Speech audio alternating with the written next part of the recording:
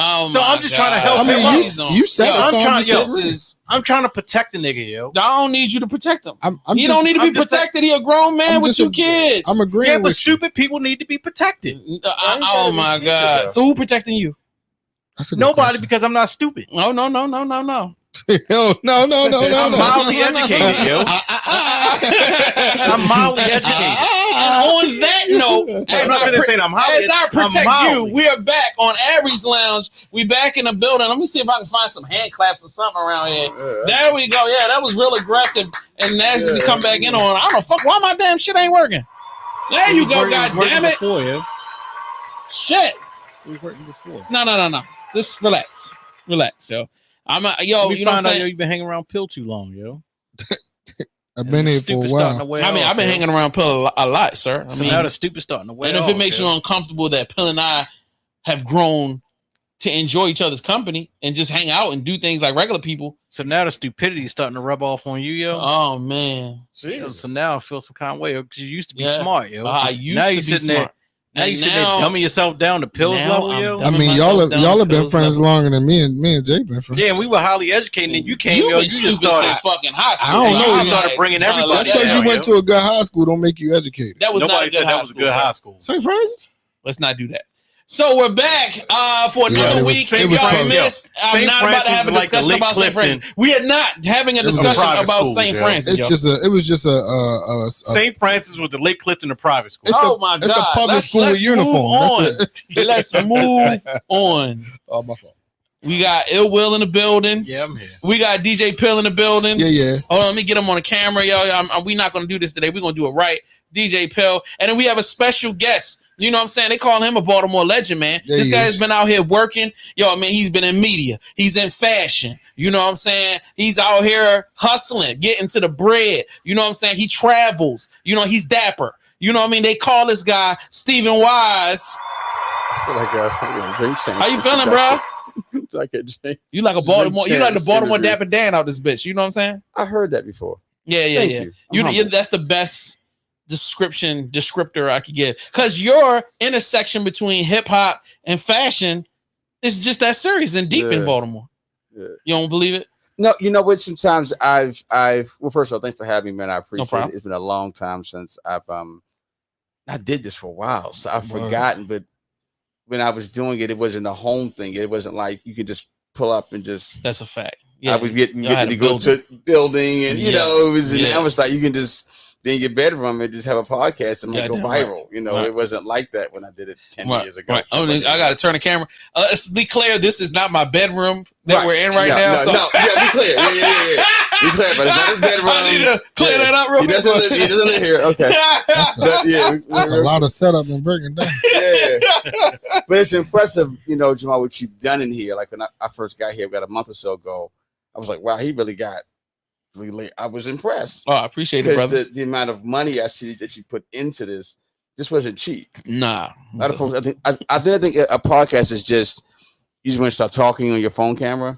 Facts. And I think it's a misconception and it's deceptive to think that it's just that simple. Facts. So what you've done with it's TV's 1, 2, 3. You know, you got a whole thing. Yeah, and I try to make it comfortable for everybody. You know, you got mixing boards and you know, virtual assistants, literally. Yeah, you got soundboards with like mixers and knobs and color coded knobs and stuff. It's we got Brandon Derrick in the building with taking pictures. You know what I'm saying? I want drink champs. You gave me the whole introduction. Hey, thanks, you Nori. deserve that, man. Thanks, Nori. Hey, man, you put it. DJ Effin Thanks, Nori. DJ EFN and yeah. Will's definitely not friendly enough to be DJ EFN. Yeah, you know what I mean? Will's definitely not friendly. I gave him DJ EFN. There you go. Thank you for doing that, yo. Pill's definitely the nicer one of the three that would be considered. He's the mad rapper. You definitely the mad rapper. So, all right, today we got let's not do this. Let's be good. All right, so today I've got a bunch of stuff. Now, I have not had a chance to organize it like I normally do and come up with a pre-presentation and We're just going to get into the topics. And during this, we're going to be having an interview. I want y'all to get to know Stephen Wise. I want y'all to get to know what he's about, what his business is, you know what I'm saying, and how y'all can get tapped in with them. You know what I'm saying? If y'all want to get into the fashion game and be more svelte. I love that term. Svelte. So, all right. Oh yeah, I forgot. Damn it. I gotta do the goddamn church announcements.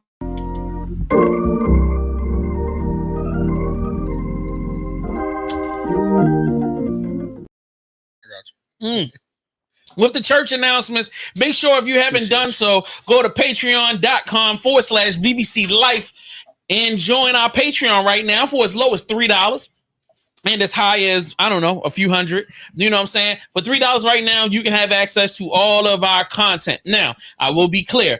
The content that you have access to for $3 is not the educational content that has to do with my How to Start a Podcast class. But you will have access to all of our great interviews and extra podcasts. You know what I'm saying? You've got the Masterminds After Show that's exclusively on Patreon.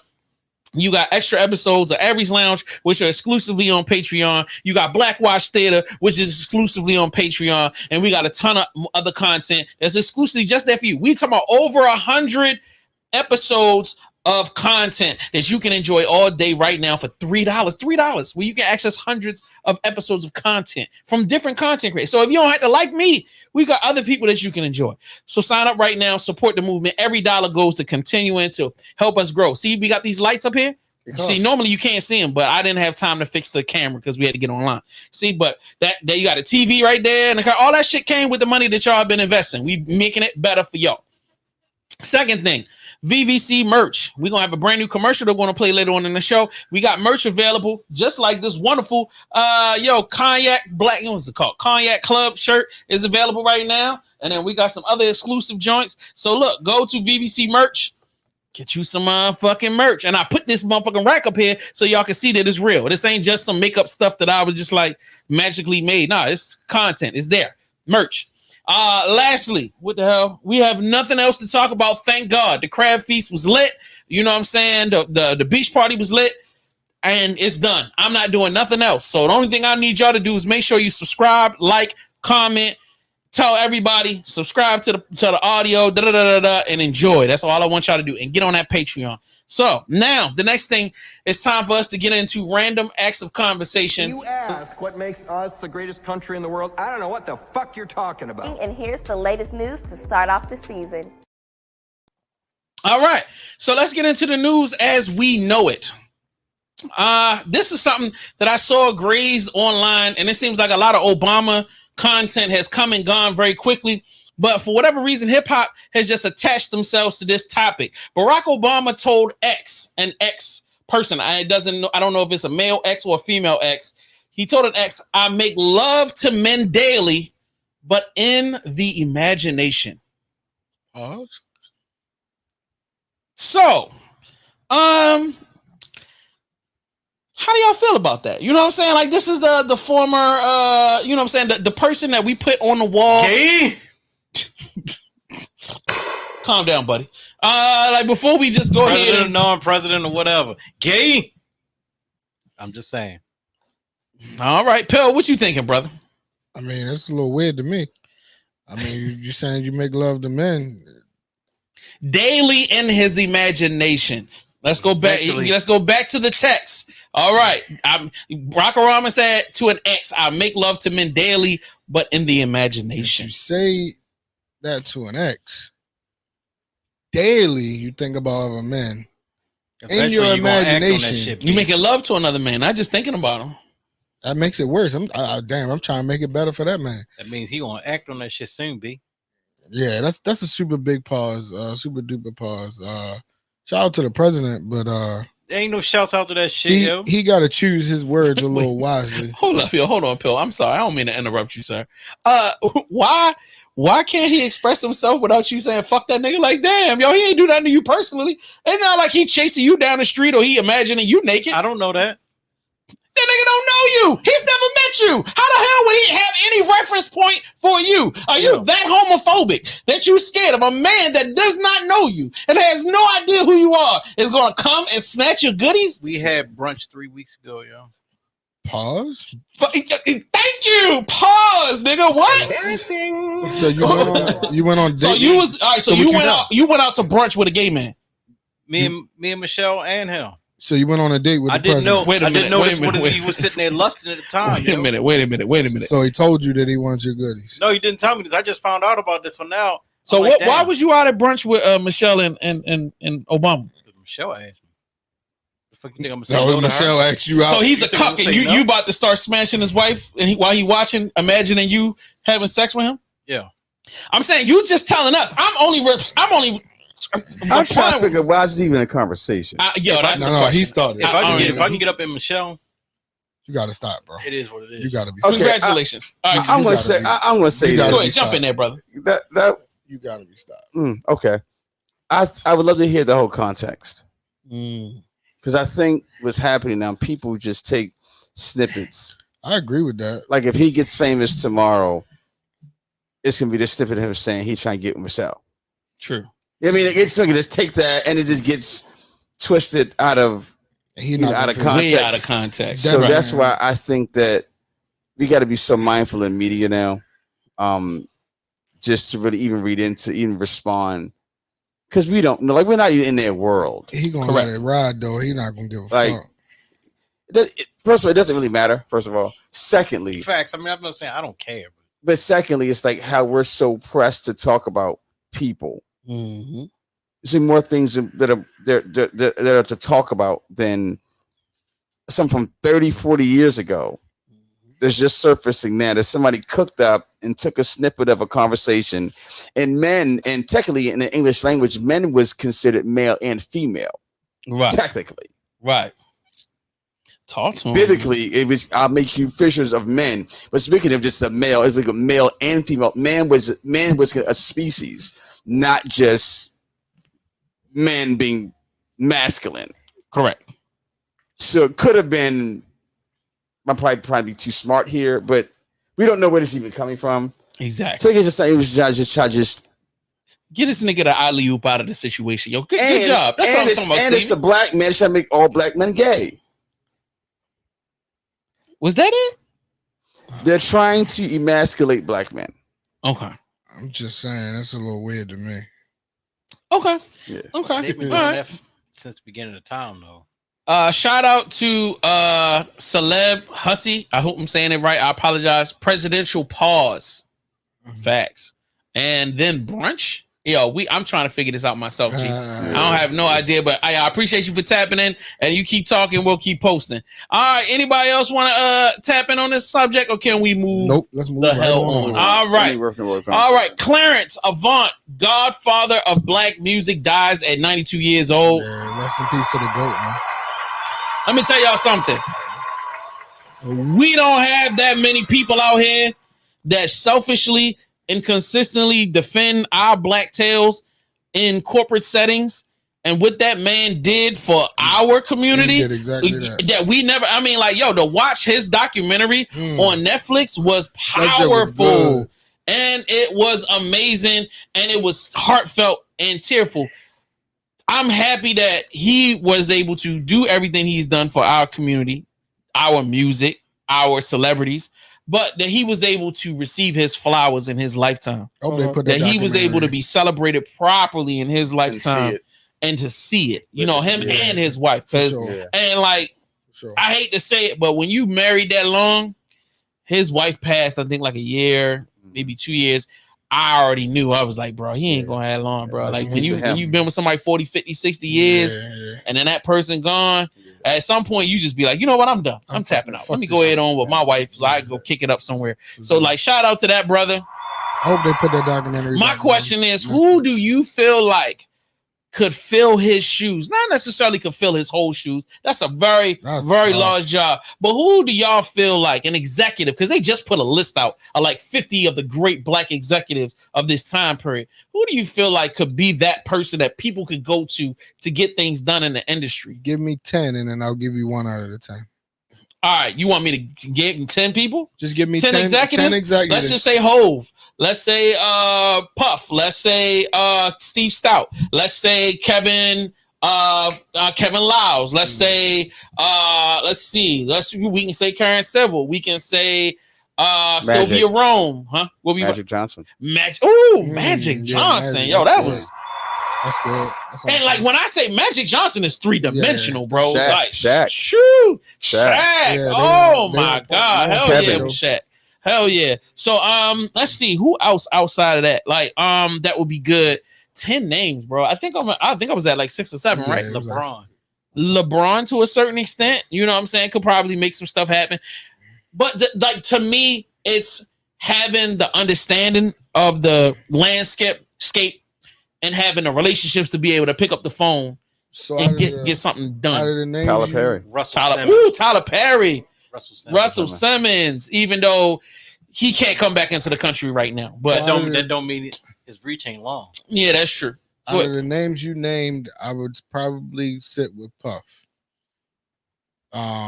Because he's been in the music industry so long, and I feel like he's been promoting not nothing but black music, but he's been on the black music side of everything. He's done the R&B, he's done the rap, he's done his own hip hop music, so he understands how hard it is for black people to make it in this industry or to make it in any industry because blackity black. That's just what it is. Okay. I before I give a name, I'm gonna backpedal to look at there's a changing of the guard happening because all of our OGs, our elders are dying off. We lost Harry Belafonte, we lost the other Sidney Poitier, we lost we did. That did happen this year. We lost Tina Turner's gone. Tina Turner. We lost a lot. That guard, that 70+ guard is gone. Yeah. Basically, all of those individuals are fading off. So now the next tier is going to be the Oprahs, the Denzels, the Sams, the Morgan Freemans.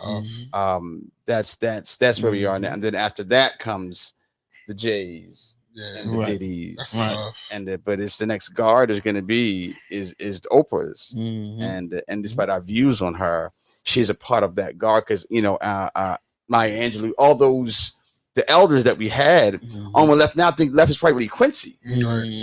Ooh, yeah, Quincy. That's going to hurt. Quincy's like he's fading. Yeah, he ain't got another 50 years to go. So let's let's not forget those that we've lost already.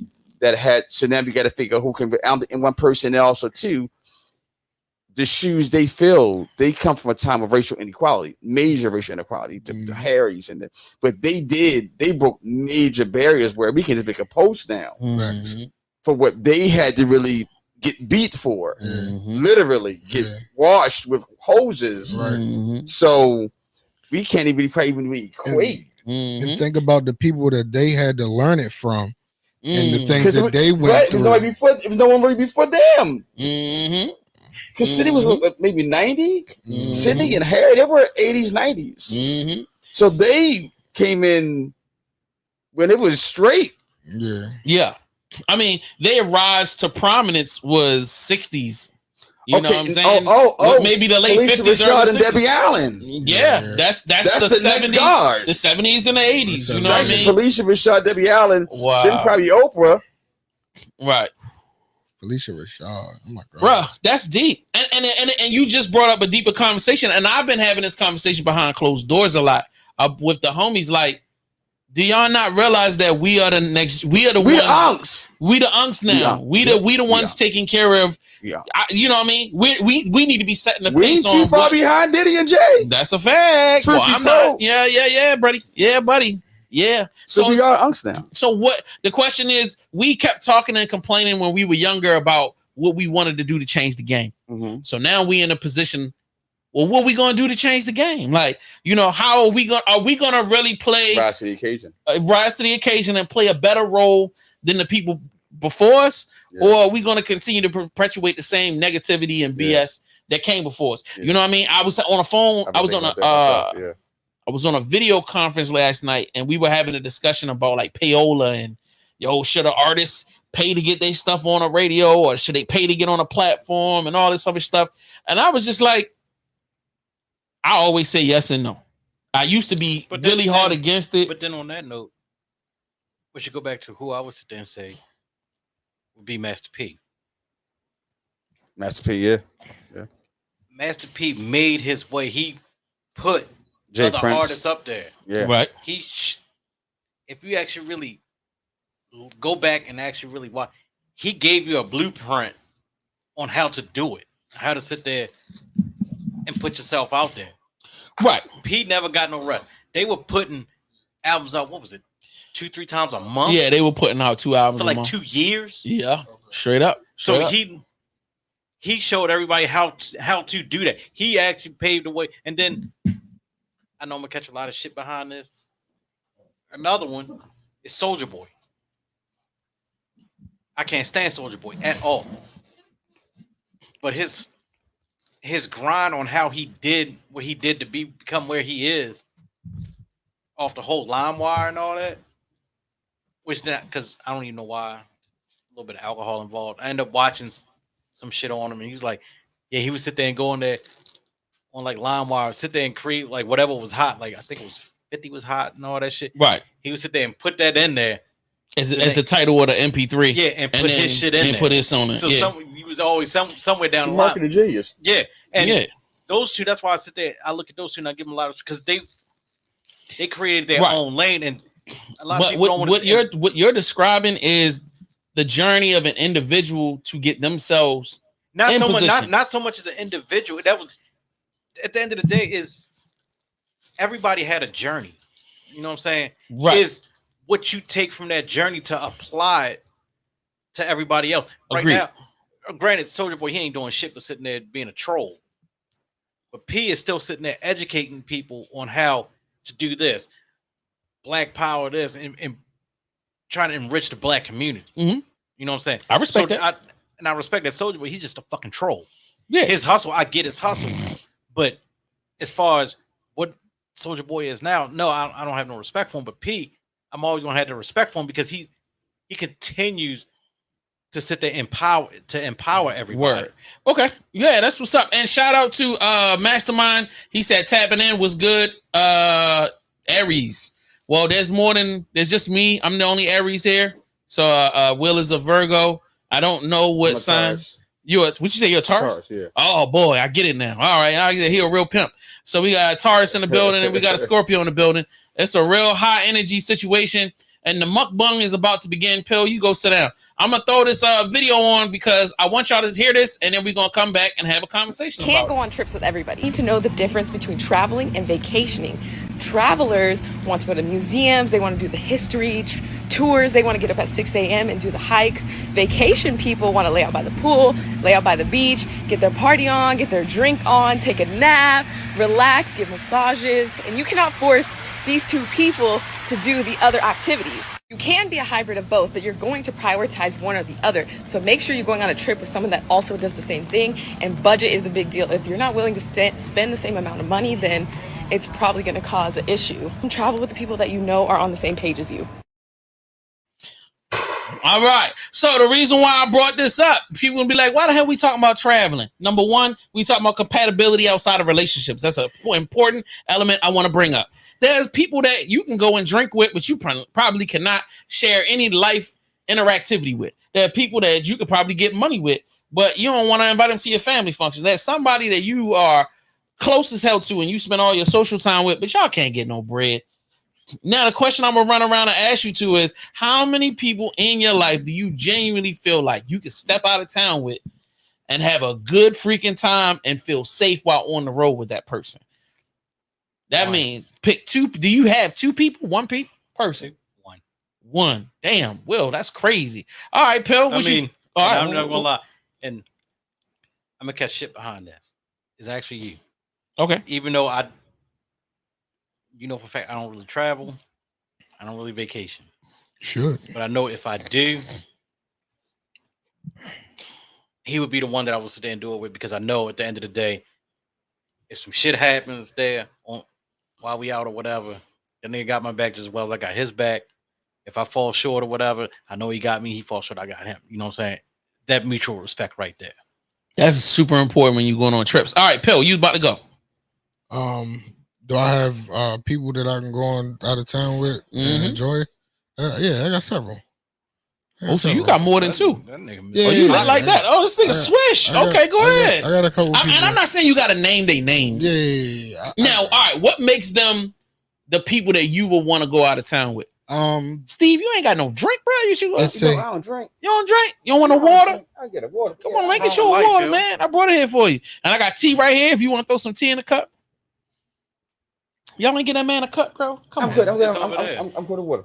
All right, cool. I'm good with water, yeah. So, yeah, as long as he's comfortable. Got to make sure the guest is comfortable. All right, Pill, tell me why what characteristics make these people qualify as somebody you will go out of town with? It's kind of like Will just broke it down. I got to be able to go out of town with people, or to go out of town with like-minded individuals. That's not going to like make the situation boring. You know what I mean? If I'm going out of town, I'm going out of town to have fun. I'm going out of town to actually do something. If I go out of town, I don't want to be stuck in a hotel room or just. Oh, so you need an event person. So when you go out of town, you like to have somebody to do stuff with. Yeah, I mean, if I'm going out of town, especially on vacation, that's vacation. It's time for me to just chill, let my hair down. I don't have no hair, but chill, let my hair down, and just literally be able to do whatever I want. Yeah, I'm gonna get my rest because that's needed.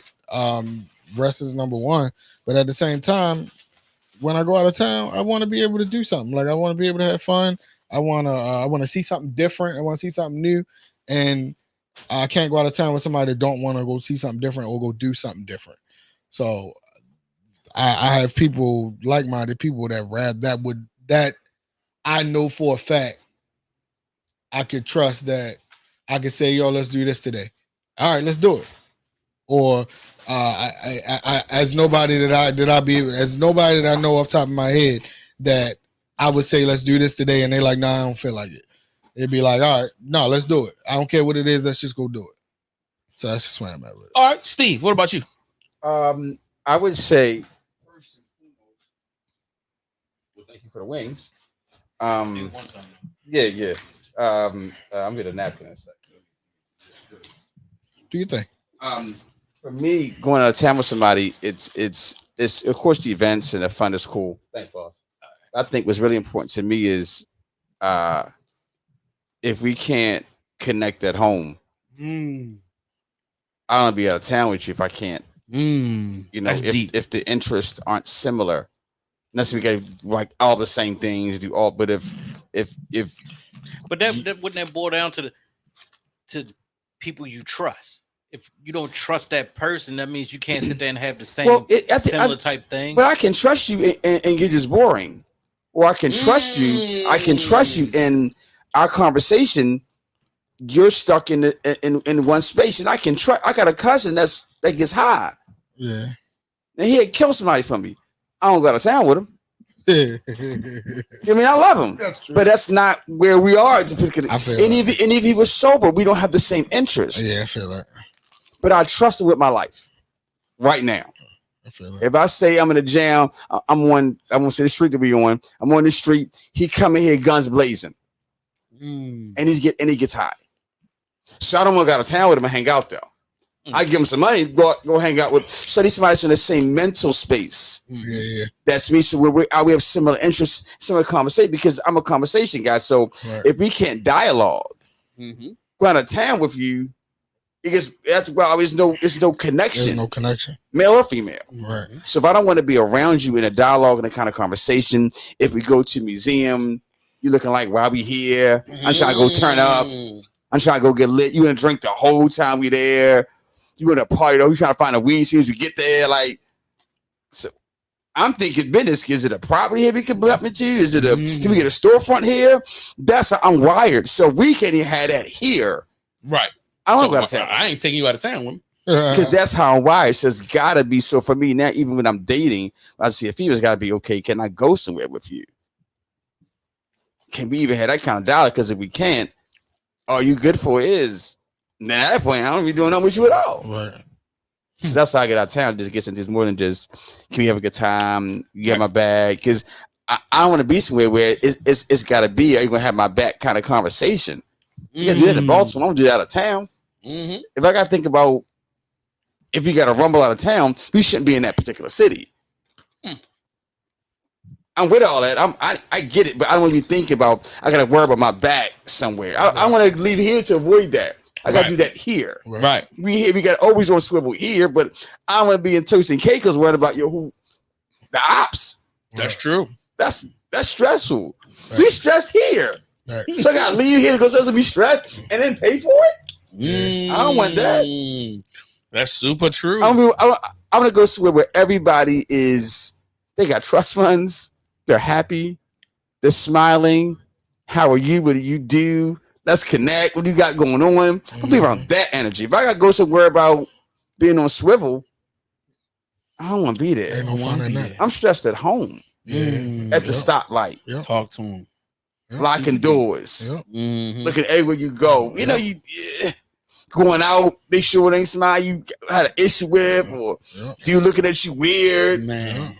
And like we you said, do that here every day. We live like that. Facts. We got PTSD real here. That's a fact. There's nothing so I'm gonna leave here, get a flight, pay money, get a hotel, Airbnb, get dressed, get fly, bought clothes, had to pay bills here first, gotta pay bills when you get back. You good when you get back, and go somewhere and be stressed. I can stay home for that. That's the definition. Hang out with you and talk trash. That's the definition of and have a house party. And have a house party. That's the church, of as the pimp say, church.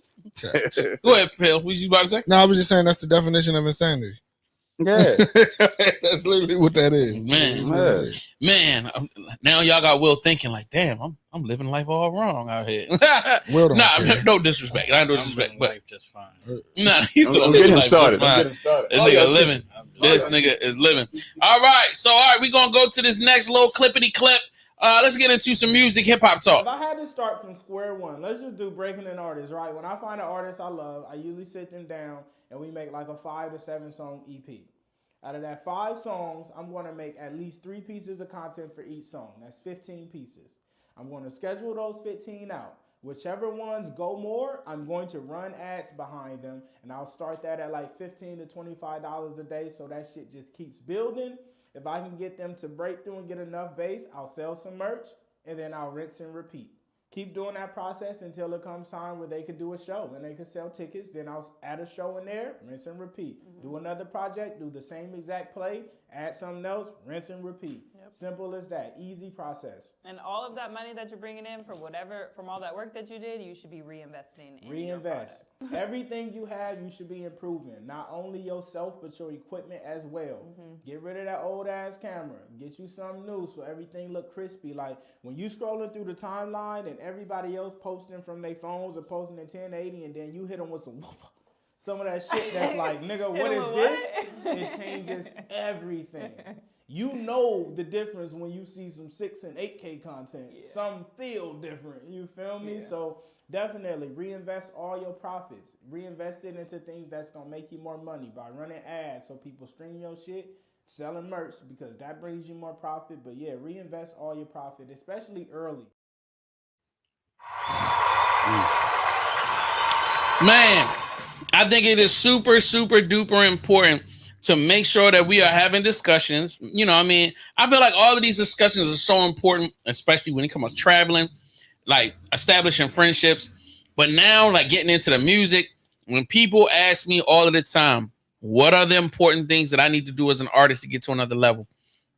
You know what I mean? And I keep trying to tell people, invest. And I love what he just said. Now, this is a surprise. In the comments right now, shout out to the big homie, Jay Claxton. I'm gonna give some hand claps. The OG. Jay Claxton said, hard to travel with people. I move a certain way, and if we don't move the same way, I'm not gonna be good. Plus, travel is a lot, but I travel for work. And if it's a good market, I will stay a few days longer. Yo, shout out to you, my G. Thank you. You know what I'm saying? Like, thank you for saying that. Now, my question to him is, all right, what are the top things that you think are important, Jay Claxton, is in a person, like you saying, being able to mesh, like personality traits? Do you need somebody that's turn up? All right, I'll give you an example, and I'll give all of y'all an example. I'm the type of person where I'm really laid back. So when I go out of town, I'll be chilling. Like you can leave me on a beach with a book. I'll sit there for 7 days reading, chilling, eating good, have a couple of drinks. But I recognize that if I got somebody that's more like, yo, let's go do this. Yo, let's go do that. I don't mind doing it. I just need somebody that has a gentle push and has a good energy about it. Because sometimes, somebody that initiate want to do something. Now, I don't want nobody that's going to be like, yo, let's go steal something and then see if we can get chased by the cops. Like, nah, I want to avoid that. But you know what I'm saying? Don't look, Steve, you know how it is. You know how there's some niggas like niggas that get off the plane. Let's go look for the hood. Like, right? We just got off the plane. Like, literally, they trying to find a plug. Yeah, exactly. They shut it down. We just shut the plug. Who got it? Who got it? So, like, you know what I mean? But if you got somebody that's with you and they want to do stuff like, yeah, let's go to a museum, or yo, I heard there's a water park around there. Yo, we could go do. Oh, let's get some jet skis, whatever. I love those type of people. Now they need to understand my rules. As a nigga, I got a couple of rules. Don't have me walking no 20,000 miles. Let's not do that. I'm not about, unless we actually going on a hike and you let me know ahead of time. But I hate when people be like, yo, let's go do something. And then they have you walking a 6 mile mall. And I'm like, I don't want to go through a 6 mile mall, nigga. Like, because that's gonna have me spending all my money too quick. And second of all, what the fuck you got me walking on vacation? Second thing that's super important. I don't even like shopping here. So why the fuck would I want to go somewhere else to shop? Thank you. The other thing I have to say is super important. I'm not a club person. I'm a lounge person. I'm not a club person. Tell me what the difference is. Thank you for asking. I'm gonna throw the camera on you and say thank you for asking, Pill. And let's go back to me. All right. Super important. The difference between a club and a lounge. The club's only purpose is play music loud, y'all dance, y'all get the hell out of here. Y'all drink, dance, y'all showboat on each other, get the hell out. That's what the club is all about. You showboat, you dance, get out. The lounge, the music isn't really supposed to be as loud. It's supposed to have a little volume to it, a little body. You give you a little bit of a vibe, but it's supposed to be low enough for you to be able to have conversations. It's mostly tables. There's no VIP section. They might have a booth, some reserved booths or whatever, but it's mostly tables. You go in, you have a good meal, you have some wine, you might have some cognac, you meet people. Hey, how you doing, brother? My name, blah, blah, blah. Y'all sit, y'all conversate, y'all, chill, y'all do things. Like a lounge. It's called a lounge. Right. It says it right there. For you to lounge around. That makes sense, but I feel like today's generation gets it confused. What you mean? Because I feel like today's generation, you can call it what you want to call it, but it's the same things are going to happen. Mm-hmm. Whether it's a club, a lounge, a kickback, a house party, don't matter. It's going to be the same situation. It's going to be loud music. It's going to be drinking. No, it's going to be partying. The thing is, a club is for the young, a lounge is for the older ones, and the older ones don't want the bullshit. I agree with you. That's why a lot of them, you hear this, dress to impress, because you're not going to act a fucking fool dressed up. False. Niggas don't dress up. Niggas don't dress up to act a fucking fool. False. I'm just saying. What you're saying makes sense. That's your generation. I mean, y'all young, the older ones, some people like us, and then you got the ones that's within our demographic that's straight knuckleheads to start with. It doesn't matter with them, but usually, as a rule, you're not going to dress up to act a fool. I agree with you, 100%. So, me personally, I prefer a lounge than a club. I prefer a bar than a club. I prefer the thought of a lounge than a club, but I've only been to a lounge one time where it was exactly how you're explaining it. But just because you call it a lounge doesn't make it that lounge atmosphere. I got one for you. That's because some lounges, their marketing is not right. They're marketing to anybody so they can probably keep the fucking doors open so they can pay fucking bills. You get a lounge that just strictly caters to a certain demographic, they're fine where they are. I think struggling ones, like, all right, you know what? We got to do this. We got to sit there and try this, try that, but never change the fact that it's a lounge. I think at the end of the day, it's a business. So if whomever is coming to spend money is going to come in and use the space. I feel like that's how a lot of places are carrying it now. Yeah, I feel like lounges have more stricter rules and the things that you can and can't do. But money speaks over everything. I don't give a hell what you talking about. That's just what it is. That's the reality of life. Money is everything. To a certain extent. There's some established places will sit there and be like, you know what? We don't want that crowd. And you think they're going to turn that money away? All money ain't good money. I'm going to give you an example of this. And think back on this. I'm not naming no names, but a set radio station. Yep. Sit there and have a show at a club. Okay.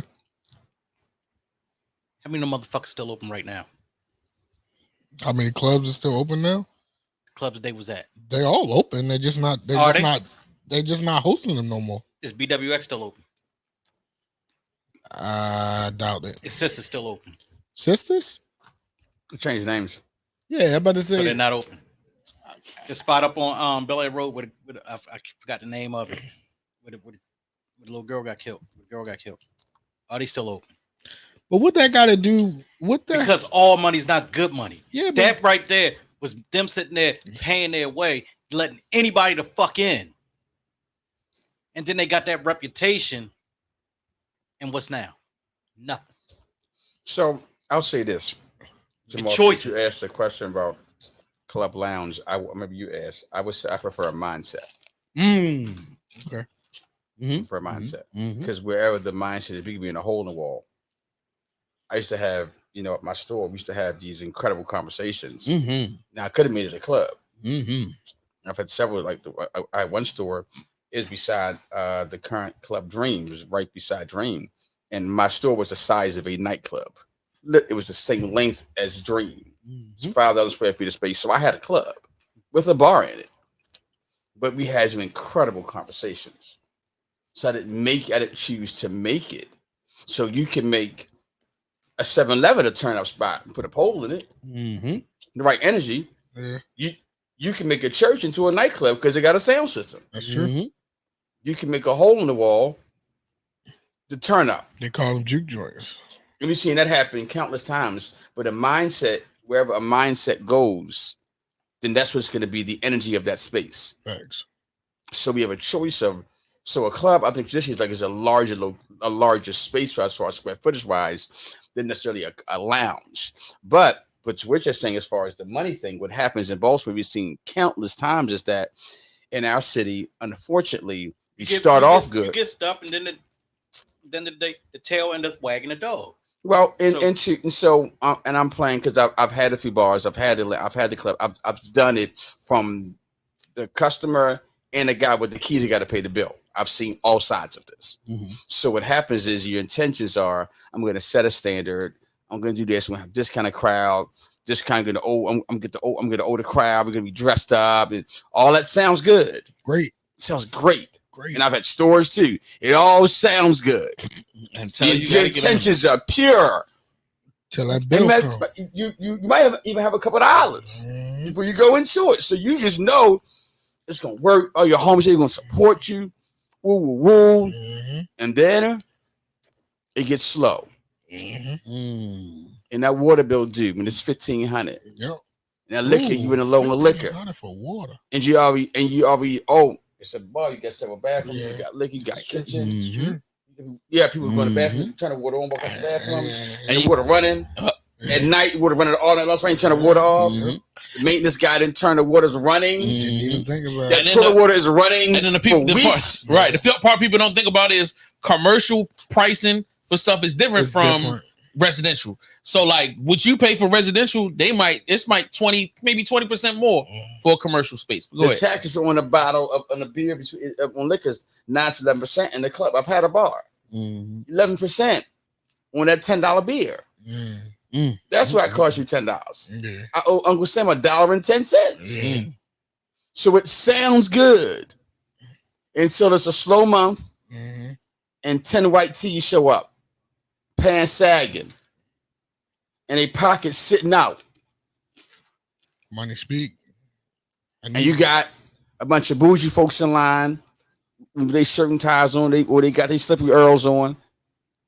But niggas like, yo, man, I'm trying to come, man. I got my man all in with me. I got everybody. How much, yo? Yo, y'all got to pay more. All right, like I got that. What it is? Yo, give me 500. Yo, let's go, yo.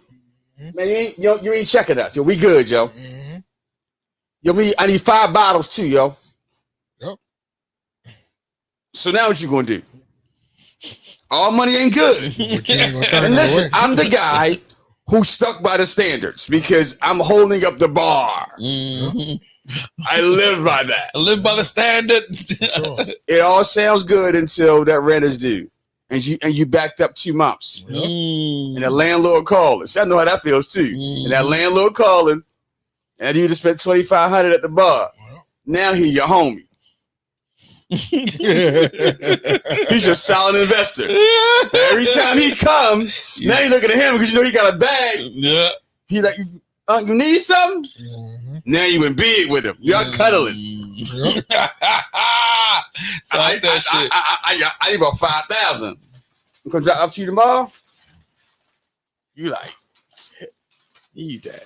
I need that. Yo, my homeboy DJ, can he come to get on one night just try him out? But you gonna say no? He's gave you 5,000. Yeah, right.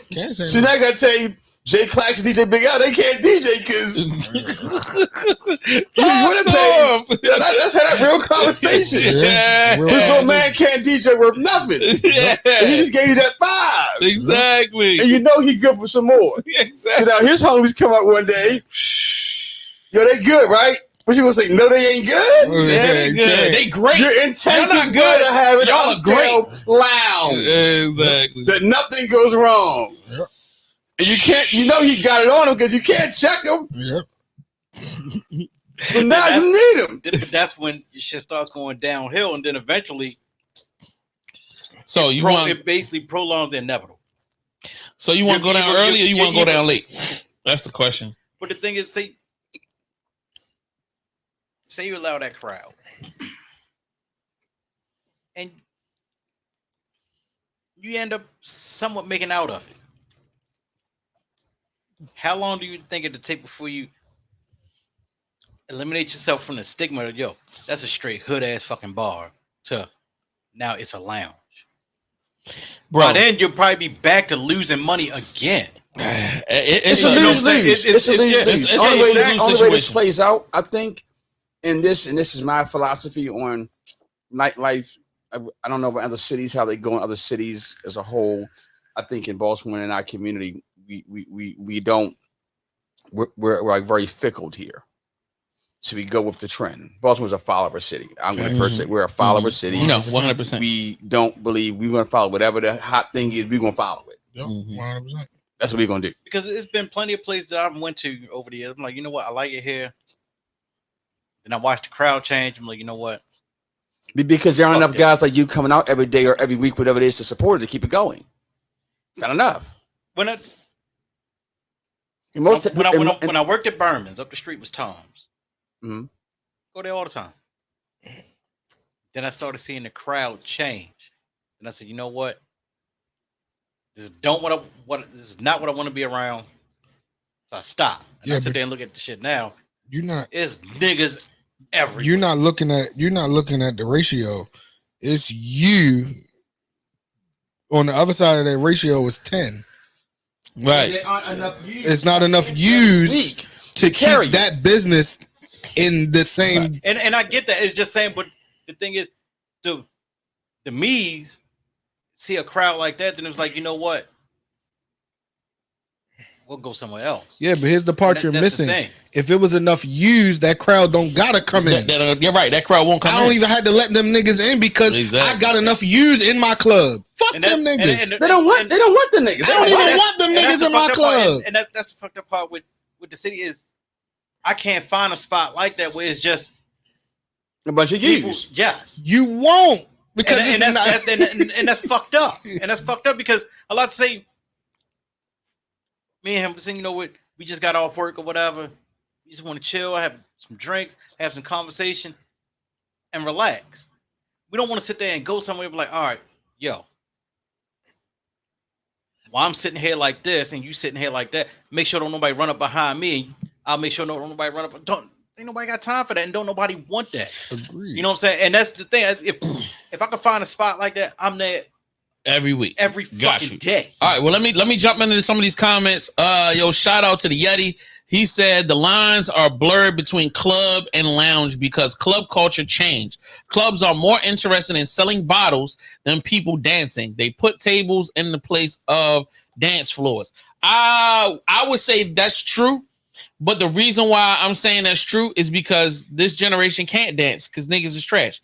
Like, you know what I mean? Like, they know how to dance on TikTok, but they don't know how to dance in real life. And then, like, niggas got so many social anxieties. Niggas be scared to touch a girl ass now. I mean, which is good for women. But then, like, you know what I mean? That's bad for club culture. You know what I mean? There was a time when you had to go out and get on. Like, girls wouldn't even rock with you unless you was dancing or you had a whole lot of rap. Even that. It's the whole, which... You know, I mean, we come from a different era, which with Pill don't. It's the whole cell phone era.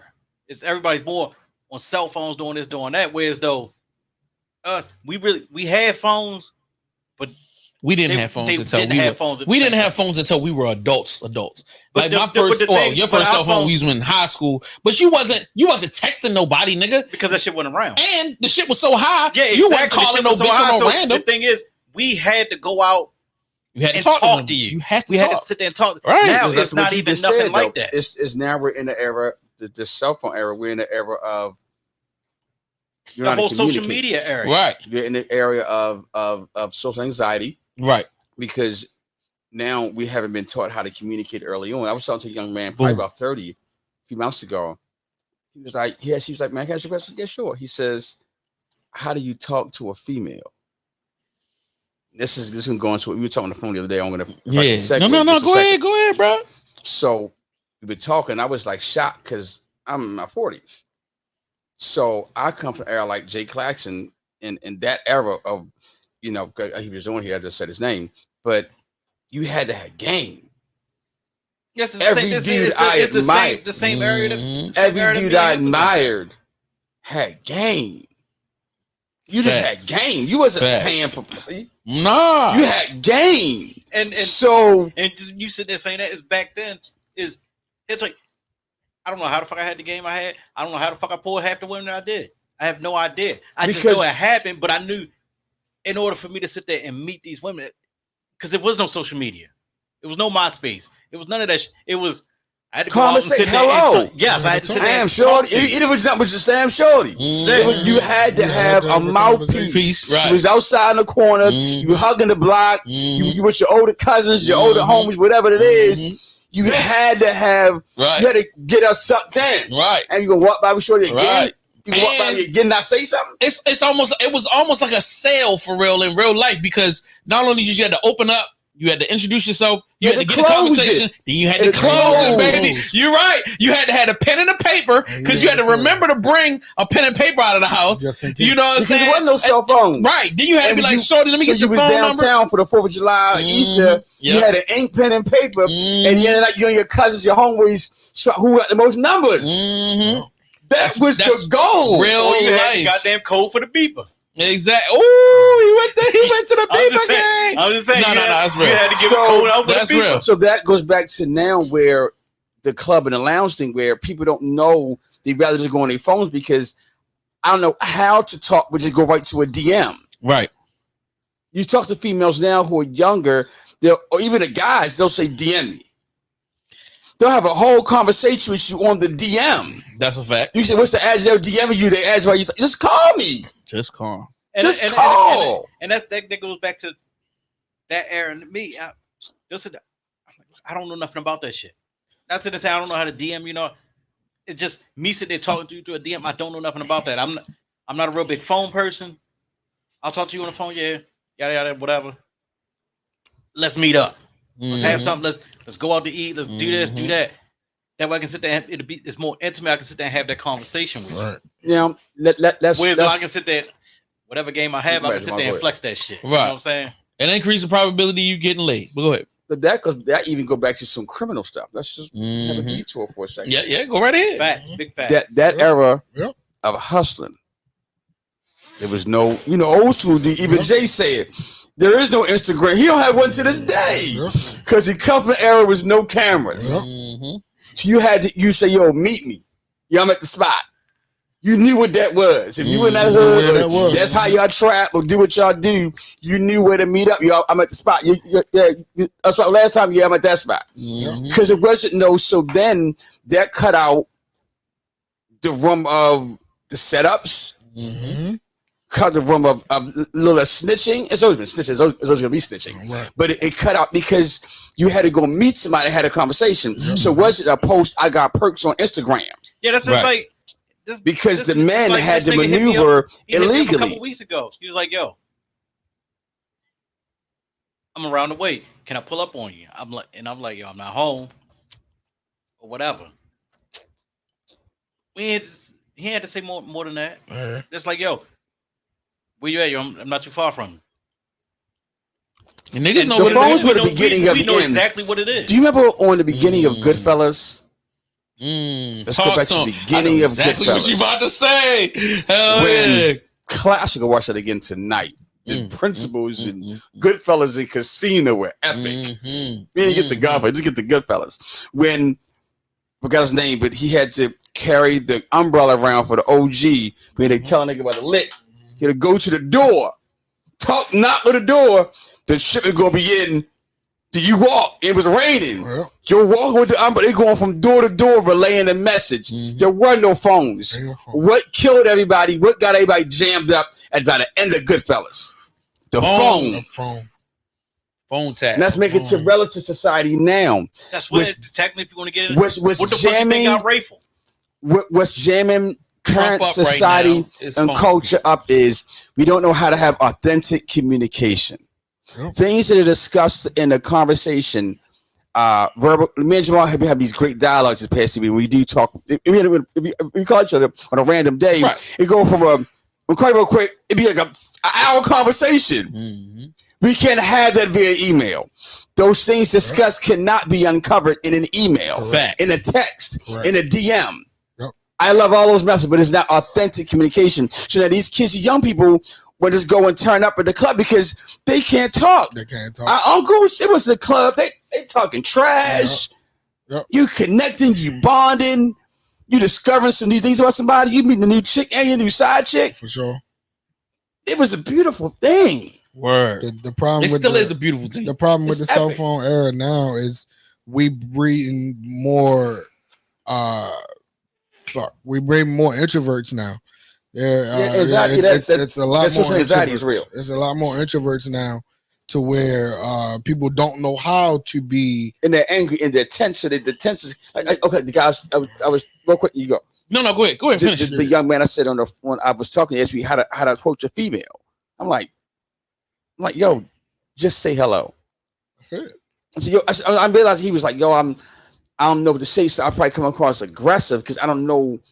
And I could really feel his soul was saying like, bro, I really don't know how to do this. I'm like, oh my god, this generation is screwed. That's a problem. They screwed. I mean, if I may jump in, and on that, I know exactly because I sit there and see my son and my nephew. My nephew is 20. My son is 19. And both of them, all they know is that fucking phone. That phone, them video games. They sit there and meet whoever do that shit. I'm like, and I was like, why don't you go outside? It's like, no. But this and I'm sitting there thinking, what the?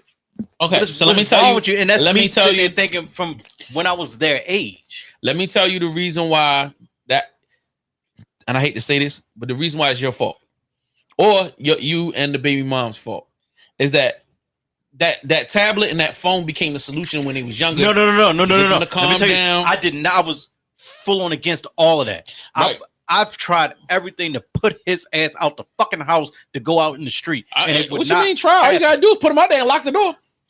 I'll open it up in 2 hours. As much as I wanted to, explore the world, nigga. I've always told him, like, look, he didn't learn to ride a bike until 3 years ago. And I've tried everything to teach him how to ride a bike. So you got to take it, and I'm not a dad. That you gotta. I deal with a lot of young people now, as you guys know what I do, and I forced him to have conversations with me. Mm-hmm. And the thing is, he'll have conversations. He has no problem coming to me and having conversations. No, but then it's just getting him to go out and socialize. Granted, he's got a girlfriend and everything. You have to do it because what's happened is that in the real world, I mean, I get the world is changing. It is changing. Right. It is. And it didn't fucked up. And that's one of the things I sit there and say, like, all right, you're in the house. You're safe. Exactly. That's what it boils to. But then I'm like, well, I don't want you to be in the house. I want you to sit there and explore the world. I want you to sit there. It's just a fear factor. I want you to sit there and fuck up. That way you can learn from it. But then also is that I don't want you to sit there and fuck up to that point where you can't come back from it. But you know what I'm saying? So I think we gotta just find environments for our kids, find other. I think that's why I go back to what I said before about like-mindedness, because I grew up in church, and I grew up around all the men that I was influenced by. No one had a job. No one had jobs. Every guy I've admired, any mentor I have, no one had. They all got out the mud, illegal or legal. So and you know what? So that's forever. So to me, I remember hearing my pastor say as a kid growing up when he had worked at Bethlehem Steel back then. So Bethlehem Steel was like that was you don't leave, you never leave there because the money was good. The money was good. It wasn't just slavery, early but it was 80s, good money. when it was you. That's like working at that's just Bethlehem Steel. Exactly. That's a free ride forever. Everybody worked at Bethlehem. Everyone. So he said he says, man, I feel like I got a call like to go be a pastor. I feel like I'd be preaching. I need off on Sundays. I never forget this as long as I live. I heard him say this as a kid, probably from 7, 8 years old, all the way through, and I still love this guy to this day. And he says they told him you can't have off on Sundays. He said to them, I quit. I never forgot that as a kid. He said, where God guides, God provides. I've idolized that guy because at that point, no one in my mind, I had a job in 20 years. Over longer than that. Because I heard other men do, and this how they move. No one had a job. So no matter what I go through now financially, I have my days, months, whatever it is, that year, whatever it is, I can't go for a resume. There's nothing wrong with that. But for me, that doesn't work for you. It doesn't compete because so you got to get around individuals who think like you think, so that when your son is around them, it's like-mindedness. And hold on, before you jump in, hold on. I need to make a point before you make it, and I'm gonna let you go. The point, the greater point that he's making is something I want to key in on is that you can't. The biggest thing you can do for a child is to do things with the child. You can't just say go be social. You have to take him and put him in social settings and make him a part of things. So you would take your son, you call your son Saturday. The one thing I've noticed as he's getting older, which is within like the past year and a half, he has been spending more time out with other people. But I'm like, yes, you're like 18, 19 now, but you have all those years to make up for you got to make up for it. So what's wrong with dad? You saying, come on, son, me and you, we gonna go hit the flea market together. He's gonna see you interacting with people and how you're comfortable making jokes, man. Find his interest, and y'all and both put him and just don't give him. We've done that. I don't like you gotta. I'm realizing if I had a child right now, they probably have any options. This is what you're going to do. What you're gonna do. If I had a child right now, they're playing instruments, they're doing foreign languages because my parents put me in the environment. I was blessed. I had good parents. I was blessed. I was a fortunate one. But I had mentors. And when I found a mentor that was in the fashion, I was 14 years old. I damn near lived with this guy. It was so bad that you thought I was him. If you didn't see me, you thought I was him. I don't know how much he impacted me till somebody told me, it's like, yo, you walk like him. I sounded like him. I said words like him. If you saw, he was shorter than me, he was light skinned. But from behind, you would think I was him. That dude forever impacted me. To this day, I am what I am because of him. So if we don't put our kids in the environment to be around individuals, either we fell short of something. We don't have that skill set, that gift, that ability. I'm a 9-to-5 guy. He's an entrepreneur guy. You're going to this dude house. You can go this woman, wherever that's going to be, and you're not coming home. And the thing is, look what you were sitting there saying earlier. I had my father, he was a carpenter, went to fucking work every day. I had cousins that was fucking drug dealers. Yeah, I did too. I had cousins that was they had their own businesses. So I had the avenue to sit there and see how the money was being made, but I always gravitated to everybody other than the fucking hustler. It was all the ones that wanted to work, and my son sees that, and I love him to death for this. That's what he wants to do. He wants to work. Yeah. And I'm like, I don't know if this is the right way to go. I mean, I'm not sitting there saying it's the right way to go. You know what I'm saying? I want him to go that way, but do I want him to sit there and work as hard as I am, the way hard as my father was? Bro, find what he loves to do, man. Had a conversation with him tonight, man. What does he love to do? What excites him? And put him in that environment immediately, right now. The best thing you can teach a child, regardless, is the value of a dollar and how to make that dollar. And that's the thing. He understands that he has. And the thing is, I'm not that one that's like, oh, Pop, I need $50, whatever. And I'll tell him, like, all right, what are you going to do for that? I got one better for you. And he'll be like, man, I'll do anything. And so, all right, if you want $50, go there, cut that fucking grass, front and back, do this, do that, yada, yada, yada. And when he'll and he won't bitch about it, he won't argue or nothing. He'll do it. He want that 50, I give him that 100. You know what I'm saying? Teach him I teach him that if you want something, you got to sit there and work for what you want. But you know what? But I don't want him out there hustling, sitting there slinging that shit. You know what I'm saying? And sitting there watching his fucking back every day to sit there and get whatever. But you know what? I think that's the base. That's such a, and I'm gonna probably sound really arrogant to say that, to say what I'm gonna say next. I think, and that's the right thing to do. That's the right thing to do. Then there's levels to everything, as we know.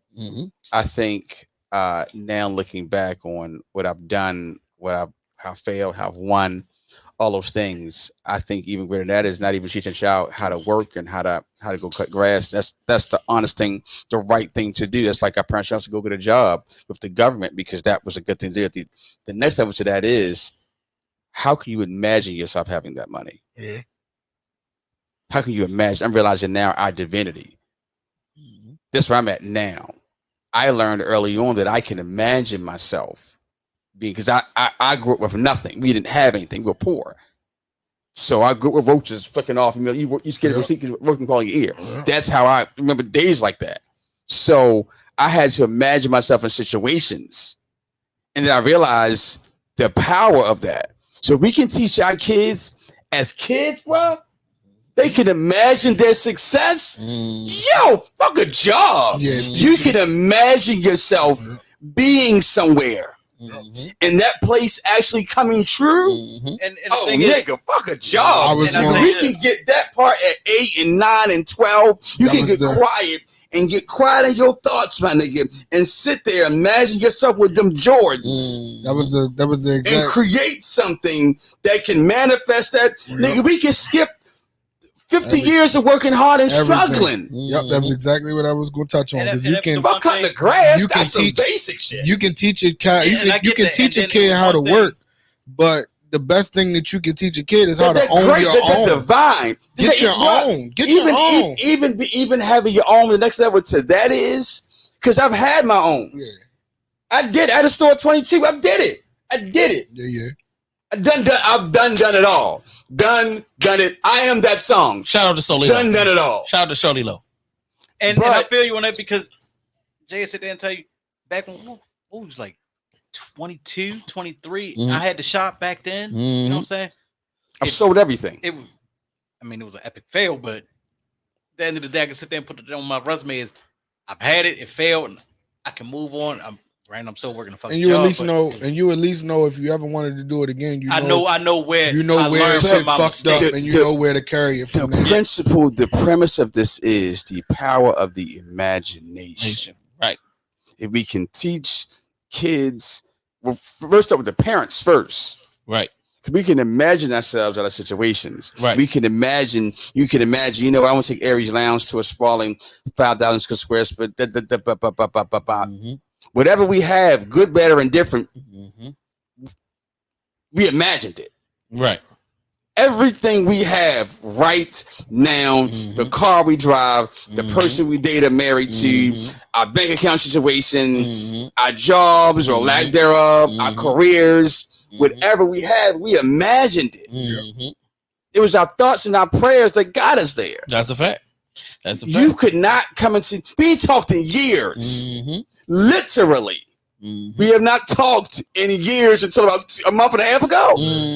It was no beef. We ain't no falling out. We just ain't talked in years. That was the same thing with me and him. And I had it when I gave his number. His number was in my phone. The number never changed. Some realizing he had to call me into his space and him into mine. Some kind of way. It was a spiritual sanctioning that it had to be. You got to be some stuff right now. Bop, bop, bing, bang, boom. So we can teach our kids how to imagine themselves in different situations, imagine themselves here or there, different countries, different careers, having a car at 16, not at 21, having a passport at 16 or 14 and being somewhere. They can imagine that stuff. We can teach them the power of imagination early. Even sitting there saying that, it was, oh shit. I'm rambling, I'm sorry. I want to say, no, you fine. No, you're good. What was it, 20 years ago? No.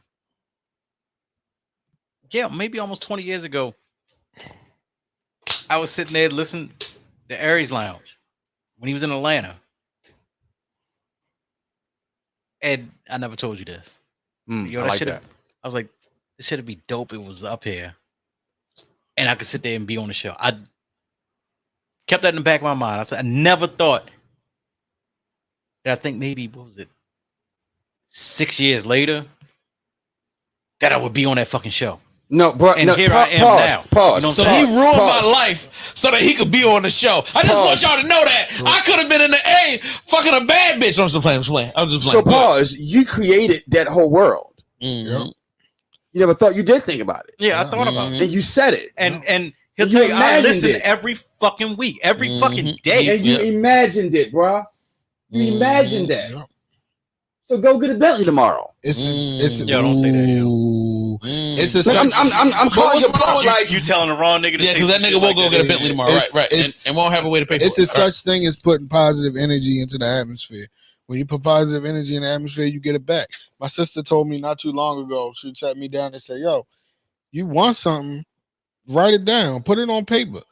Put your thoughts on paper and actually look at it. It's like you do.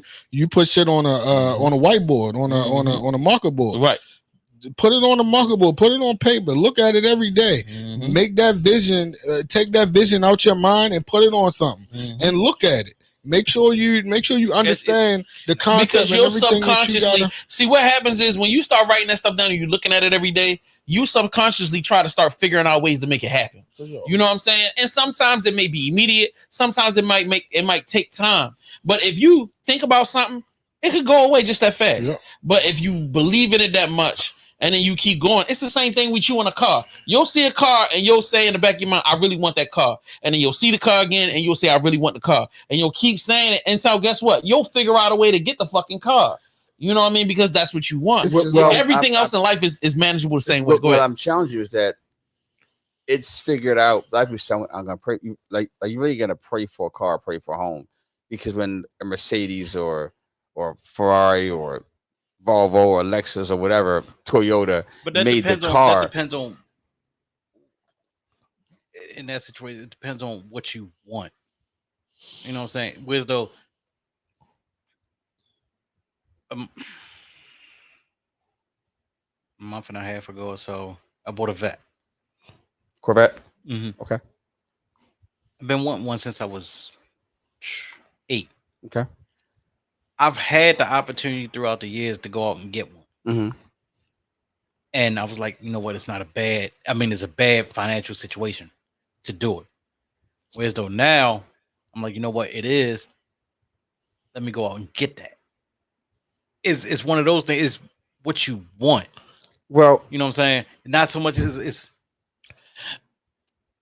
And if I may interject, because this originally started with you you were expressing how you felt like your son and your nephew weren't out in the world enough and developing those social skills. And they still aren't.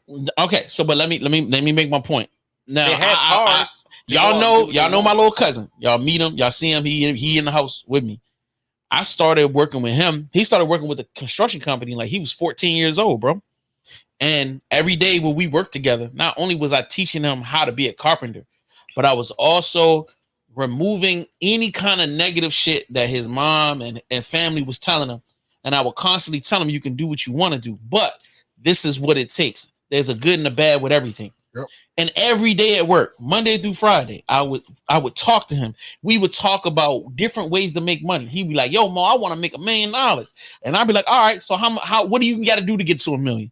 We would have conversations about, well, how can we flip things out of the box? He'll be like, man, I see that garbage guy, man. He takes shit to the dump. How much he making? All right, he make $200 every time he go to the dump. How many dump runs can he make a day? He might be able to do 4 dump runs. That's $400 or $500. That's $600 a day. Times da. I said, start doing it. I said, when you start looking at life as the math, and you start looking at things you can do, hold on, let me finish. I know you want to jump in. Let me finish. At 14, I started that discussion. When he turned 18, he called my phone and said, hey, bro, I got a job over here at the iron spot. I'm learning how to be a welder. I'm making $22 an hour. I want to get a car.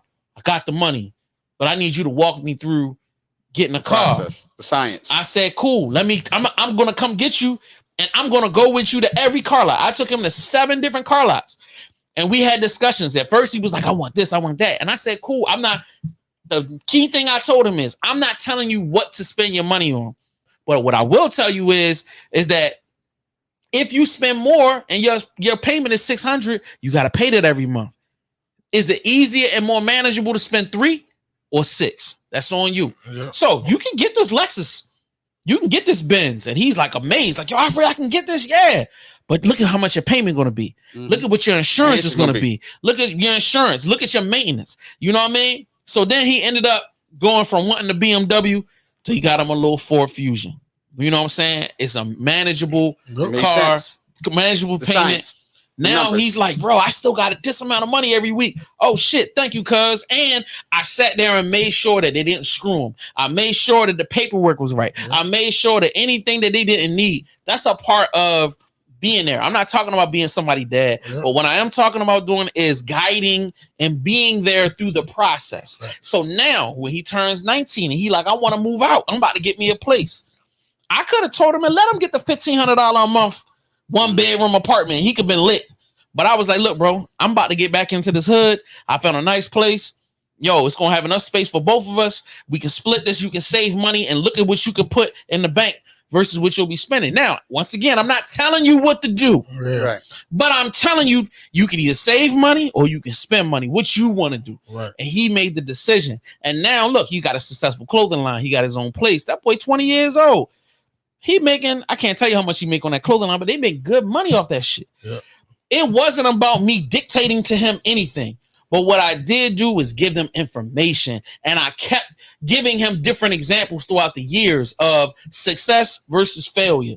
Mm-hmm. Bro, you can, and even now, yo, you can smoke weed all day if you want to, bro. You grown. You can drink till your face fall off. But guess what? That's a habit. Yep. You got to spend money. So it's a costly habit. Right. If you want to, you want to mess with these girls, right? You want to have money to go out of town, right? Well, you can either spend the money here or you can save it and spend it there. I said, which one? His number one goal, he told me, I want to own a house at 21, cuz. I said, cool. You know what you need. You need $15,000 in the bank.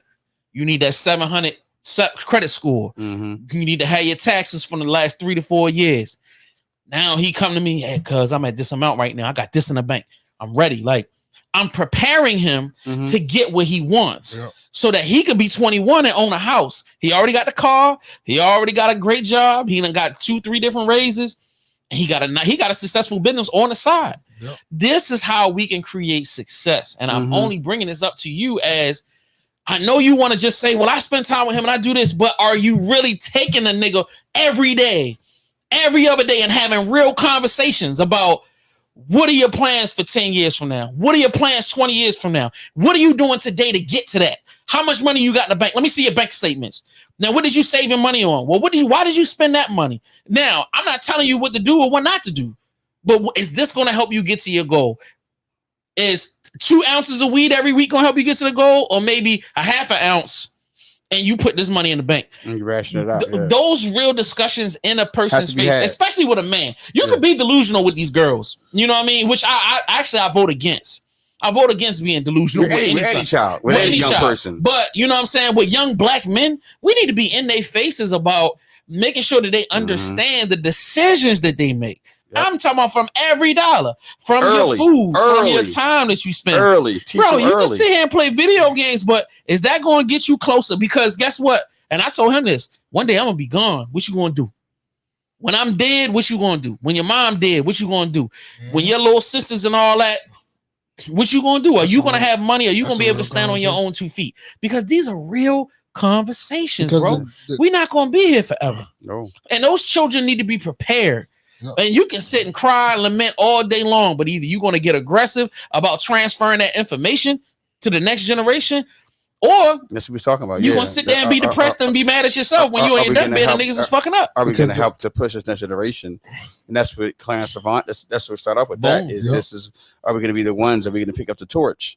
And really assist and push the narrative forward for our young people to let them know what it takes to get, because we all want the success, we all want the wealth, we all want the fame and fortune. But you said it's a science to this. It's a science to it. What does it take to get to this point to become millionaires? It's $526 an hour. Exactly. Because the one thing you don't want, the one thing you want to teach a child or a young man growing up, especially a young black man in this society, is that you don't need nobody else. You need yourself. So you need to teach them how to cook for yourself, how to clean for yourself. I'm about to say, I disagree with the whole you don't need nobody else. We all need each other. We all need a community. I agree with that.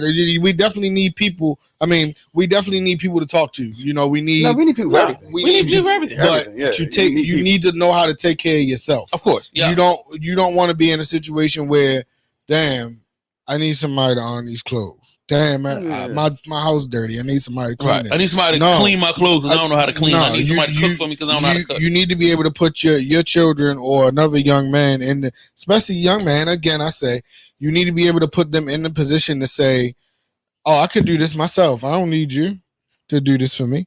You know what I mean? So and lastly, I'm gonna let you jump in. You need to be the visual example of what the fuck you talking about. I agree with you. Because it's one thing that I told my little cousin a bunch of stuff. It's another thing when I was taking him to do interviews and he's meeting celebrities and he's meeting people and he going, "Oh yeah, Jay really doing it."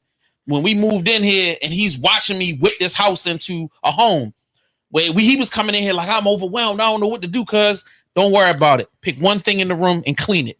Pick one thing and clean it. Once that's done, clean another thing. He's watching me turn this space into a studio, and he going in real time. And he tells me, "This is inspiring because every time I come in here, I gotta get on my shit." And he'll get in there and start working 3-4 hours and come up with new designs. And you need to be the example, and that's you putting that pressure on. And that's what I had with those mentors I had. I saw all of them take nothing and make it something. Exactly. To the point now that's euphoric for me. That's sexy. Yeah.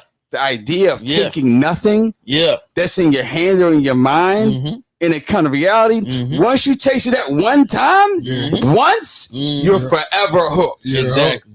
Once you taste, I mean, it would take this bottle of water and put a new label on it and selling it. Right. And it works. It's a drug. Right. It's a drug. Oh, nigga. Exactly. It's messed up now. It's a drug. Right. And that's the thing. I feel like one thing that Pill you don't do and Will you don't do is y'all don't brag enough about y'all accomplishments.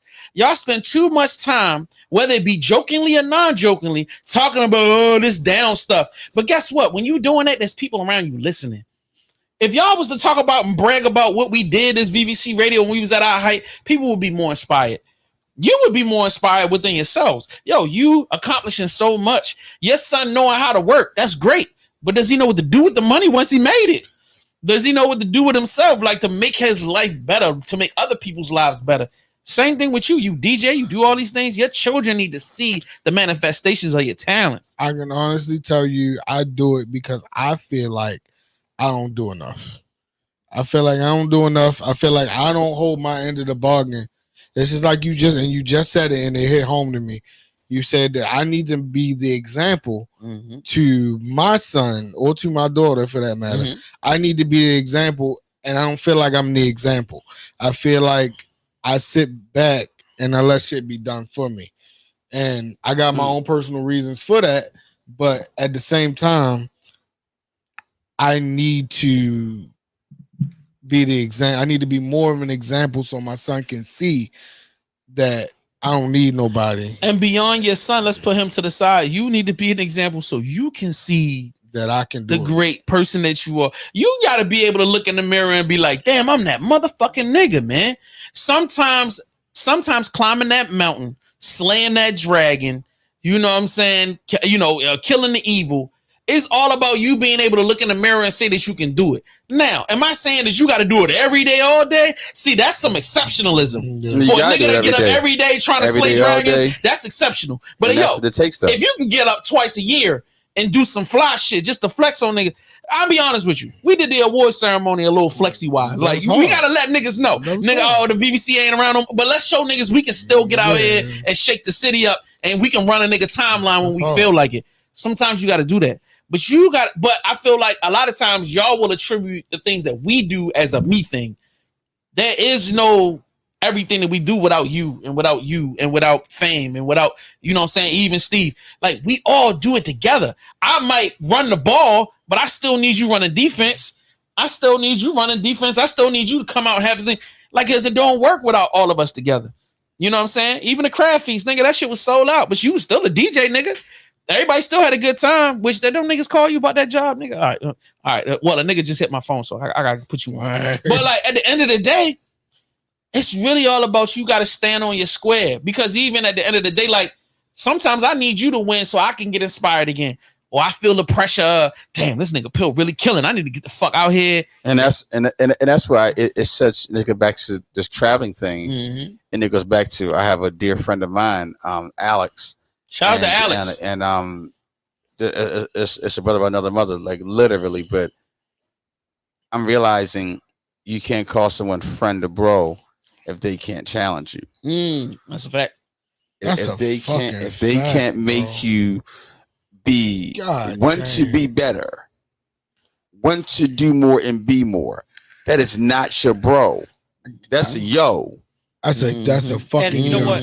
I can't. So if they can't challenge you to increase your credit score, if they can't challenge you to make you, I got you. If they can't challenge you to want to look at what you're doing and figure out what areas, what blind spots you don't see, right? And they can make you realize, nigga, you not doing the fuck enough. Nigga, get up. You know, you in bed, Joe. I can't. I've been up since 4.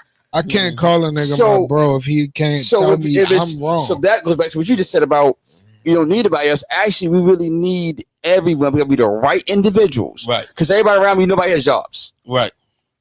No one in my circle has a job, so I can literally feed off of Alex and Chico and D and Diesel and this one. Yeah. Because if I have a moment, Alex got a contract in the company, which I introduced you to Alex. So when I was down a couple years ago, I was carrying in sheetrock because I was fucked up. Phone was off, so I'm with them. We gonna be doing dump runs at the landfill, getting stinky. I got pictures of that shit. We back in the back of the U-Haul and we making dump runs. Hey, shout out to the niggas making dump runs. You gotta do what you gotta do. Getting how we live. But if your circle isn't productive in producing. So if I'm off, now I got some parties going on. I got the bar. You want to jump in and grab a night or something you can eat? But if nobody around you, so fuck traveling. We can't get it here. Why you want to travel with you? We can't even get it here. That's deep. I don't gotta sound with you. We can't get it here. We ain't got a town. We can really do it. Nigga, we did this. We winning on the jet skis. Your circle We outside for real. Your circle got to be winning to put you in a position to win. So we need people. Yeah. Right. But we gotta have people. And that's the thing. Go ahead, Will. Honestly, I don't have a circle. You gotta get one, bro. No. Yo, did this nigga just say he don't have a circle? As he's sitting literally in a circle of niggas? All right, go ahead. He did. I have a triangle. Okay.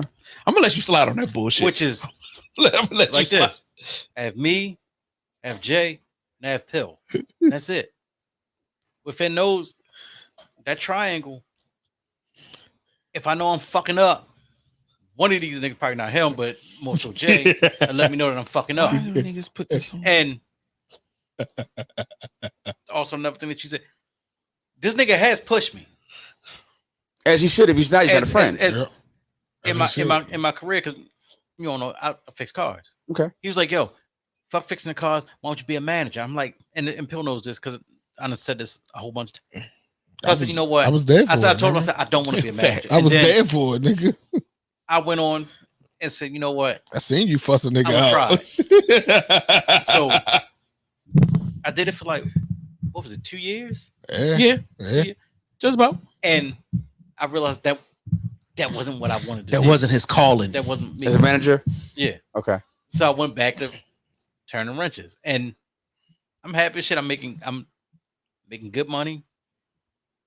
Side work if I choose to do it and so forth. It's one of those things, and that's the thing which also goes a little further back, which is what I show my son. It's like, yo, you can sit there and do this, right? The side work's not on the books. It is what it is, but it's money in your pocket. He doesn't want to learn he doesn't want to work on cars, and I get that. That's not for everybody. No, it's not. But I'm like, learn something. Yeah. Well, the thing is that, bro, honestly, as a pop, I don't have kids, so I can't tell you you know to be what? a dad. I'm not. But I'm will not say discrediting this you though. against that. I'm taking everything in right now. And I appreciate being the man that you see even say the shit, taking it, because a lot of men, they get so caught in their head. And I'm a man and I got balls and I can fight and I'm this and that. Sometimes you got that nigga kind of like, no, you might be a little off. So I appreciate you being open to it, but now he's at an age where you don't have that much time left. Yeah. So and, tonight and, when you and get home, and it was one thing he said to me. This was maybe 9 years ago. That was a long time, bro. Ago. That wasn't recent. He had said something to me, and it hurt me to my heart for him to say this. I was off this day, and he came downstairs and said, "Dad, why are you home?" Because he always knew I went to work all the time. For me to be off and for him to sit there and come down and say that, I'm like, damn, I'm fucking up. I feel like I'm fucking up because in my mind, which is what I was taught as a child, is I got to sit there and go to work and make that money, this, and this. And so that's what I did all the time. And then for him to come down and sit there and say that, you're home. It hurts. See, I'm tell you something deep, bro. The dudes I was around, the guy that taught me about the fashion game. I was 14, 15, 16. He was a clothes whore. He was a dressing dude. A couple of things he did really inspired, and I still live by these principles now. His wife said to him, "Mar, you got too many clothes. You got to stop shopping. You got to stop. Because if this was his closet, hers was the bathroom. Like this size. His clothes would be in here, hers would be in the size of a bathroom. Because he has so many more clothes, trash bag full of gators. He ain't wearing no more. Just a trash bag full of gators. Literally. Armani, she's boss, she didn't wear anymore. He said he told her, I'm not gonna make less, I'm not gonna spend less, I'm gonna just make more. I'm not going to spend less, I'm going to make more. Damn. I never forgot that. Damn. I'm not changing my lifestyle. No. For what? No. And I get that because Jay has said to say my lifestyle hasn't changed. I haven't spent less. I've always made more. No, but listen. The point you said about you having to work, we've gotten brainwashed by grandparents, great grandparents, and I get it. That every day came from slavery, technically. Yeah. You had to work hard. Yeah, that's right. So anybody that's not working hard, it means that you're losing. You're lazy. That's a fact. Yeah. The hardest thing in life to do, that's a fact, is to be still. Is to be fucking still. That's the most difficult thing to do, is to create. The reason why Elon Musk, Bernard Arnault, Jeff Bezos, talk that shit. Let's build all these Zuckerberg. They created something and keep creating. So now we're in an era right now where it's either you're a creator or nothing. If you don't create, you have no value because the AI can do it. That's where it is right now. If you cannot create, if you're not a creator, you have no value. We don't need you. And let me. Hence was COVID. That's a fact. You gotta die. And guess what? I'm gonna tell you the flip of it. All of the real niggas that's really billionaires, the most valuable thing to them is the time to do nothing.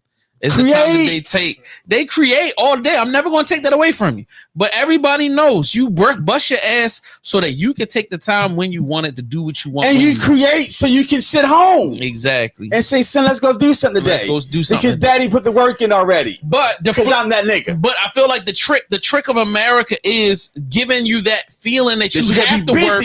That you have to be busy so you can earn the right to sit home for a day or two. No, my nigga, let me tell you something. Your value as a man doesn't diminish whether you work more or work less. You still a man, and if you want to chill and relax and enjoy your life, you have the right to do that. Fuck that. And that's why now, and the fucked up part is, it took me till I was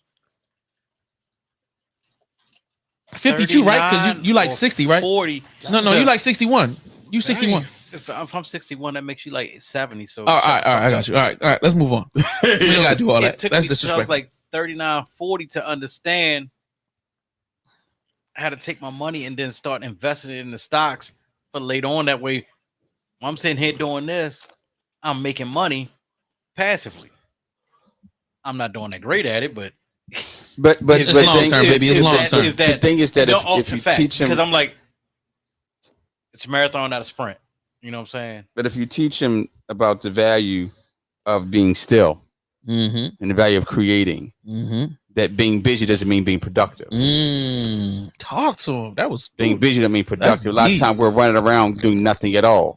Sometimes the nap is the more powerful thing that you can have, because in your nap, your subconscious, you're creating something in your subconscious, and the universe begins to formulate. The most powerful time we have is the 5 minutes before we go to sleep.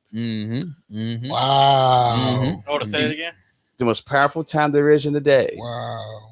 It's the 5 minutes before you go to sleep, because now when you go to sleep, those thoughts that you have are now in production. In your mind. Jesus. So imagine if you thought about Pill. Jesus fucking. You feel me, nigga? You feel me? You hear me right now, my ninja? Christ. So imagine you're creating where you want to be. Jesus fucking. Before you go to sleep, Pill. And then you wake up with so the you go to idea. sleep. The universe is at work, because your subconscious creates the conscious. Oh, fucking God. That nigga working, boy. That working where he talking that shit. So now your subconscious created what you wake up to in the morning. Jesus fucking. So you go to sleep playing a horror movie, and when you wake up in the morning feeling angry. Well, you done dreamt about that fucking horror movie. Or you went to go to sleep playing NBA Youngboy. Or playing some trap music. No shade to anybody. So now when you wake up, you want some rah-rah shit. Fuck bitches. Fuck these niggas. They're the ops. Nigga, why am I so angry? I ain't got no ops. Like, I don't even know. Or you want to see thinking about, I want to see Aries Lounge on iHeart, on Apple. You know, we are on iHeart right now. Okay. Go ahead, and we're on Apple. Go ahead. I'm listening. I'm just co-signing everything you're saying. I dreamt about it, and it's true now. So now it was a conversation that me and him had. What was it? Years ago? 5 years ago? Yeah. 5, 6 years ago? Yep. So now your conversation. So now that's your thoughts. So now you begin to think of an email in a DM you sent somebody from a year ago that they happened to bump into your page. Bro, I work at iHeart now. Let me plug you. I know, but your last thoughts were where you want to see your platform at. I would love to be doing construction for Whiting Turner. You could partner with them on some projects. Now you get a phone call from a homeboy with a White Turner. Now he done plugged in with somebody to form it there. They like, well, listen, maybe we got some residential jobs that we can't take on. You want them? Yeah. I need So that's the conversation that you had in your mind. So your mind went to work. So you, for your son, I've learned as I was growing up, I began to learn how to create in my mind. So I remember when I was in a hotel giving the parties, true story, I didn't have the money to afford the house that I wanted. But I knew I needed to be 5 minutes, 10 minutes of east or west of downtown. For sure. So I'm catching buses. Right. To go see homes that I can't afford. Right. I live in a hotel doing these parties. But I lived in America for 5 months. So that is sweet. It was slick. I ain't gonna lie, it was slick. I ain't gonna hold you. It was definitely nice. I did what I wanted to do. Slight flex. Slick. Slight yeah, flex. it was. I had a Ain't penthouse wrong suite in the Marriott in the harbor. I did. I did. Yes, I did. It was slick. I'm a titanium member right now. Thank God. But I said I gotta get a house. I ain't got a credit score I need to afford the companies I would need to live in. I need buying, just renting. I can't have proof of income. We in COVID. I don't have no income. I'm out the mud with it. I got cash. They don't, you need to see bank statements, pay stubs. Oh, they want to see everything. Everything now. It's hard. Yeah, right. So I'm like, I'm catching buses to go see houses because I'm telling everybody, no, I gotta get a house. I gotta get a house. Like I need 4 bedrooms, 2.5 bath, 10 minutes of downtown, east or west of the block. Gotta be there. Gotta be in that range. So I'm telling my customers, if you see anything, let me know. So one customer, he's out trying to, I sent this picture of his house for rent. I'm calling in. Then one day this customer tells me true story and everything I love. True story. My favorite stories in my life right now. He said, bro, I'm moving to Mexico. Okay, cool. You need a house, right? Yeah, you want mine? Okay. I forgot he lived, nigga, 5 minutes from the hotel. Damn. 5. Damn. Guess what the house was, nigga? Gated community. 3.5 bedrooms, 3 bedrooms in a den, 2.5 baths, deck, 4-car parking pad in the garage. Damn. 10 minutes from the block. Damn. I'm moving to Mexico. You want it? So my mom's still thinking, because when you grow up poor, something go wrong. This ain't right. Something not gonna work out. Too good to be true. It's too good. Say it again. It's too good. Say to it be to true. chest. I live that shit, bro. You hit his stomach. I live that shit. Right. I live that shit. This shit too good to be true, my Right. nigga. It's not gonna happen. What's the catch? So this is like October 2020. True story. This about to So go I'm left. like, okay, whatever. So October 31st is Halloween. Don't forget. I'm almost done packing, but I'm still like, oh, why are you telling me, nigga, it's not gonna work out? Yeah. Nigga, November 1st, 2020. Hey, bro, where you at? I'm in a hotel room sleep. My king size bed, hotel Marriott room sleep. Bro, where you at? I'm going to the airport. I'm coming bringing the keys. All right. Excuse me. Bring the key. I said, yo, I got the money, but I don't got it on me. But I got it. I left it so I wouldn't mess it up. That's what somebody started wouldn't blow it because you niggas. Niggas are gonna be get lonely one night. You can go to the club. You know how I go. Be a nigga. Brought me the keys, nigga. So I got a 3-bedroom, 1 den house, 2.5 bathrooms. No credit check, no background check. With the price he quoted was fair. For the house, it was a $300,000 plus house. Right. True story. Brand new home. That's because you manifested that. You put that positive energy. Let's go. You put that positive energy in the air. It's beyond positive energy, Phil. You gotta feel like you peeing yourself in the bed and you think you're the toilet. It's gotta be that real. If it's not that real, it can't happen. Okay. Talk to him. So follow me. So now the price he says is beyond fair. But I had in my mind a price that's way below market value. My neighbors are doctors. They're white and foreign. Shout out to the white foreign doctors. Love them. Nigga, the alley was spotless. Talk to him. You could eat off the alley. Wouldn't do it, but yeah. Never. If it's sprinkled snow, it was a crew outside catching the sprinkles with a shovel. It was a sprinkle. Damn. So the price I imagined in my mind that I felt, he said, you know what? Just give me this. It's the same price. I never even asked. Mm-hmm. I never asked what because I was like, yo, the price you saying is fair. I can't be mad at that. Nope. Right. He gave me which like probably a third of what the value of it was. That's a blessing. A third. Or maybe half. So I'm realizing the power of the feeling. It isn't about the money or the credit score. All those are great. Mm-hmm. But the feeling can supersede all those things. Right. So then he moves to Mexico. The Keys. Bro, he's back in Baltimore. I moved since then. But I said, so you mean to tell me you get your son to get this? I made my friend move so I could have his house. I think that's what happened. Because he moved with his wife and kid to another country. They've separated. Damn. They're both back here in Baltimore. Damn. You still got a property down there. I talked to him today. He was at the house the other day. He moved to Mexico business, came back to Baltimore. I made that person move to fit my scenario. Damn.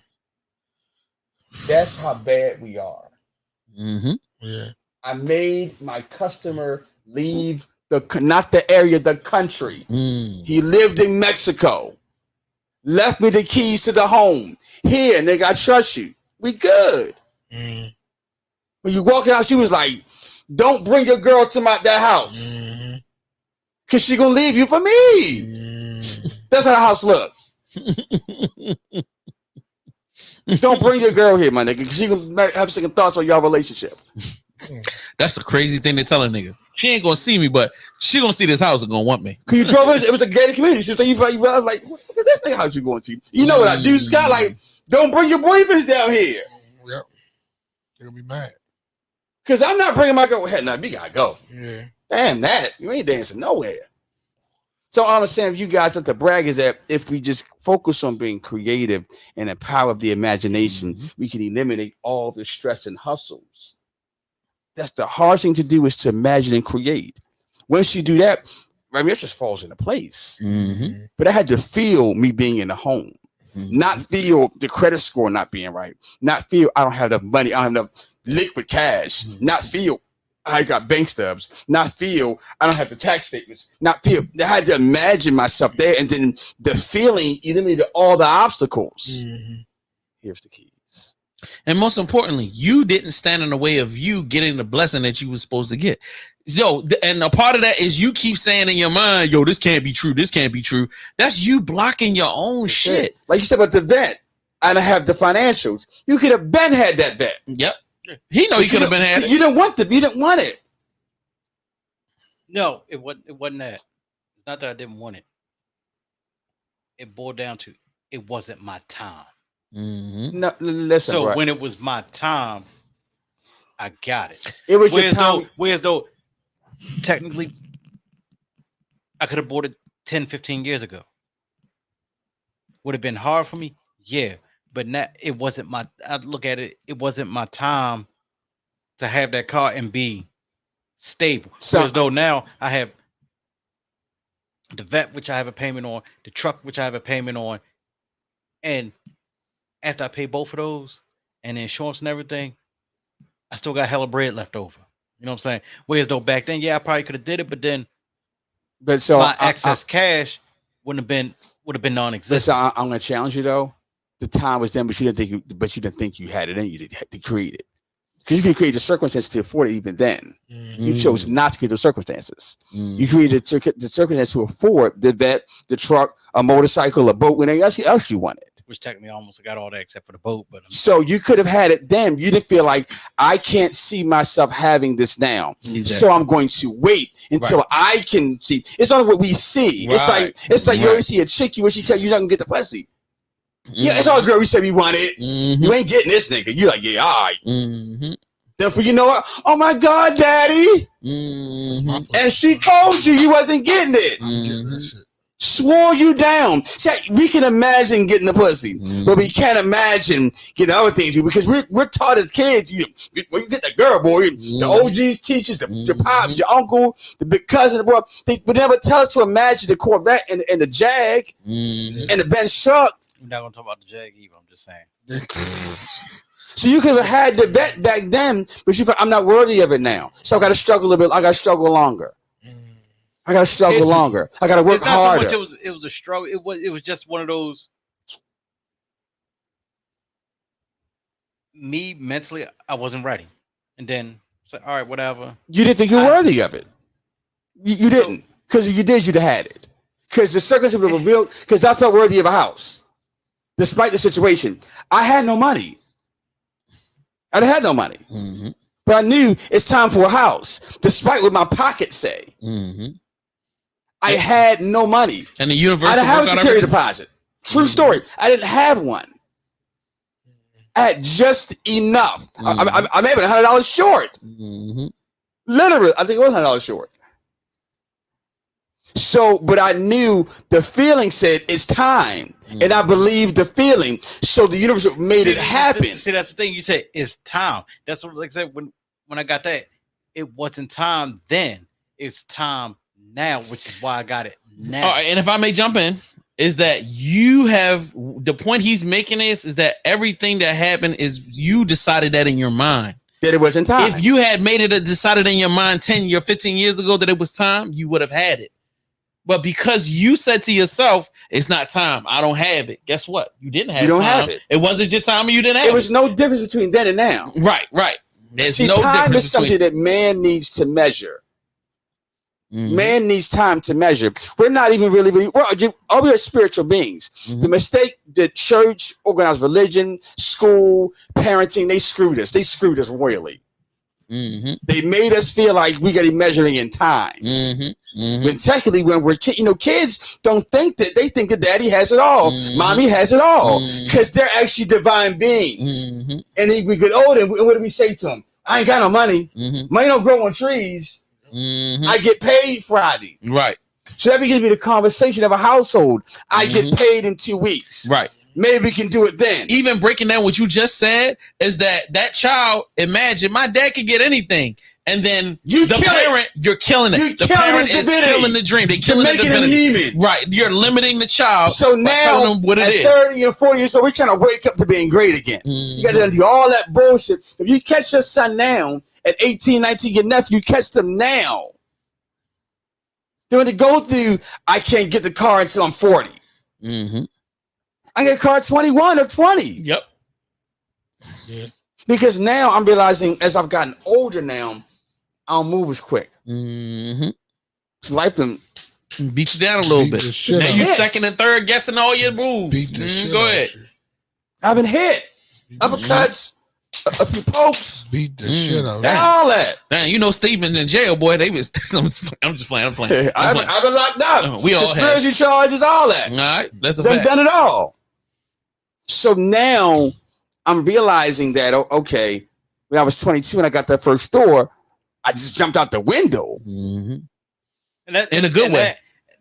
That's how I felt when I got to shopping. I was like, what was it, 21, 22? Yeah, you're magical. I jumped out the window. I was like, you know what? Fuck it. I'm gonna put all this shit into it. Why not? So imagine if your son now at 18, 19. So when the lights got cut off, what I do, the one thing I'm gonna go out and get a fucking job, do this, and sit there and pay the bills, sit there and make the shit happen there. And then me and my partner, which was my cousin, which I know now not to do business with family. I've always heard it. Well, not to do business with that particular individual. Don't put your whole family in and it's a mindset. Yeah, it's a mindset. Don't give away with a certain mindset. I realized it was a mistake, but then also it was one of those learning curves at the same time. I just never mentally recouped from that. Word. All right. Well, if y'all give me just a second, there's a perfect clip I want to play this, and then we're gonna have a quick conversation, and we're gonna get out of here. But I feel like this clip is so essential. The sooner you get it done, the longer you get to enjoy it with the people you love the most. Do not make the mistake of forgetting that you are expiring. Woo! Run it back one more time. All right, we'll play it. The sooner you get it done, the longer you get to enjoy it with the people you love the most. Do not make the mistake of forgetting that you are expiring. Do not forget that you are expiring. Every day. Every day, you are closer to being gone. You being out of here. The more we think about it, if you think about, all right, all of us now are old enough to know that loved ones that we loved and appreciated that affected our lives, some of them gone. They never coming back. People that we love, people that like spent time with us, we spent time with them, they gone. Then the question comes down to, you gonna keep playing around with the people that are still here? You gonna keep playing around with a little bit of life you got left, yo? Or are you gonna get out and live? And living ain't getting up and going and fucking looking at a job and turning a wrench, which I'm not trying to say that that's not an important part of our lives. I mean, because you got to pay bills, whatever. But there's more to life than paying a bill and preparing for the next day. Agreed. One thing that I really appreciated, like, yo, we went to the beach party, and the next day after the beach party, this nigga fucking Steve hit my phone.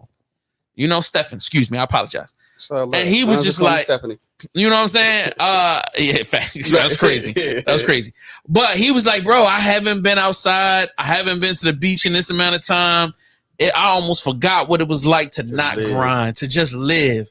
And I was like, somebody got it. Like, I forgot, that's what made me feel good. It's like, I forgot, bro. I try to impart things on my friends who just don't listen because they just used to me ranting and doing shit. When I walk, let's say you're playing a game, but I took a walk down to the beach, and I looked at the dirty water of Sandy Point, that brown water. Shout out to the brown water. Shout out to the brown water. But as I felt my feet, even in my sneakers in the sand, I forgot what sand even felt like. Jesus, I swear. I feel it. I forgot. I feel it. I forgot how to live. I feel it. And I'm realizing now that with all this imagining that I'm doing and all these things I'm working on and trying to accomplish, all that stuff, I just don't forget to live. Mm-hmm. Because we get so caught up as men is you gotta achieve and you gotta conquer and you gotta acquire and you gotta grind and you gotta work hard and you gotta hustle hard and you can't sleep and you gotta build all these things. I'm realizing, yo, I forgot to live. To feel a feet in my sand. Mm-hmm. I'm realizing now the power of rejuvenation, the power of stopping to go forward, the part of pausing to go forward, the power of just doing, because you can meet someone at the beach that can change your life. You can meet somebody at a train station, on a plane ride, on your way to the beach, on the way to the vacation, in the Uber from the beach. It could change your life. But we're so focused on I've got to be in a computer grinding and typing and researching. And I'm realizing sometimes you can just be doing something so minuscule and so minor and go in a 7-Eleven and meet a person that can literally change your life and solve all your problems. Right. Or you can just take some time and go somewhere and just see something you've never seen before. Experience something new. Because that affects you. It affects you. It changes your perspective on how you do business, everything. How you do everything. You know what I mean? Another thing. I never forget. I do this all the time. Like Jay Hill is a workaholic. If you know Jay Hill, he's got a podcast. He's super popular. That's one of my friends. He is such a workaholic. From the time he wakes up to the time he sleeps, he's always working. And there are times when he might come into my he'll come into my world, meaning that he'll come in town or I'll go to town and I'll link up with him. And the first thing I'll be like, yo, bro, how are you doing? I know I'm good, bro. I'm good. No, nigga. How are you doing? Like, how are you feeling? What's going on in here? Like, not out in the world. And then he'll just be like confused. Like, I don't know how to process that. Yeah. Come on, bro. Let's eat lunch. Let's go somewhere and sit down. Like, nah, let's do it. No. Let's go sit down somewhere. And then, like, it takes him about 30 or 40 minutes for him to like go from being wound up to relaxing. And then he might start crying. Well, not that. I mean, just getting like, to the point of real conversation. Because tonight, he's always so of a side of him. Because I'm realizing as men, I've been posting about these man laws on social media lately. These man laws. We should get into that too. That's so gangster. Just these man laws, and I'm because these guys are suckers right now, and I'm the soft poetry guy. I'm really the soft guy. I'm like, these that's suckers crazy out here. He's putting that's crazy. Go ahead. Yeah. I'm listening. Go ahead. But it's I'm realizing we as men, if we don't take a chance to ask our brother, our friend, our homeboy, how are you? No, really, how are you? Not the business. How much money did you make? How are you? Yo, what's going on, bro? How's life? How are you how you and your son doing? Right. What's he up to? Right. As men, not the woman. Right. As men. Because we cater to women all day. Everything's about them. Groundhog Day is their day. Father's Day is their day. President's Day is their day. Valentine's Day is theirs.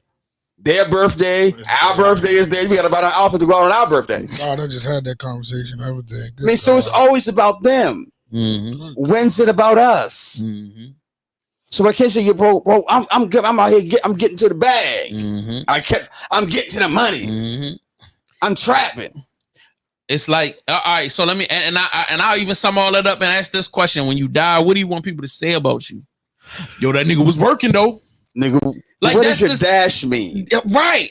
What is that dash? Yo, if we sit around and we gonna have a conversation about who you were when you were alive, what do you expect people to say? Like, the most impactful people in my life, when they passed away, I have a colorful rendition of diatribes and educational moments and stuff.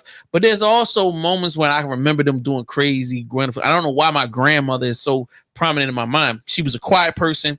She didn't really say much. And when she did say something, it was definitely some gangster shit. But at the end of the day, like, she still lived. My aunt still traveled. My aunt still did phenomenal things. We may not have been friends, but she was an influence and she was a person. So when I look at all my friends, I look at Pill, I look at Will, and I'm like, bro, are you living? Because what happens when you're gone? I can't dictate when Will's checkout date is or Pill's checkout date is, but I want to be able to go to my homeboy's funeral and be like, yo, nigga, we went here and this shit was lit. We was crazy. It was wild. Like, or damn, this was that. And I learned this from him. He taught me this and he taught me that.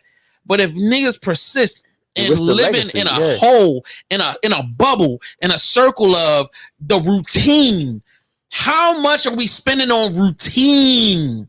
Yeah. Is it really cool for real? Yeah. So you can have a more expensive car or a more expensive apartment or to have a more expensive whatever.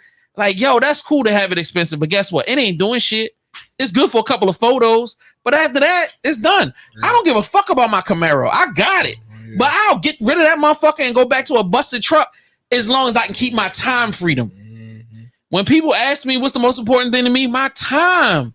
I want to be able to podcast. I want to be able to travel, beach parties. Nigga, I'm going tubing on Sunday. Nigga, like, and after that, I'm trying to plot a way I can get out of country. I'm going to Jamaica at the end of the year. Like, I'm trying to live because I spent the first 40 years of my life grinding and dedicated to grinding. And I'm like, the problem that I got out of it is I kept listening to what people said about getting into the grind. Nobody never taught me how to succeed. Right. Yeah. So I just got used to grinding. Yeah. I didn't get used to winning. And when I started winning, I started realizing that the perception of what people thought the win wasn't a win for me. Yeah, nah. Having all the cool people know who I was sucked because the cool niggas was really the wackest niggas. Right. Yeah. They was really they were really the most insecure, unstable, emotional. That's a whole nother podcast. Yeah, that's a whole nother podcast. Out here, yo. Yeah, traumatic. These really ain't. They ain't him. Let's talk about him. The realest niggas in Baltimore.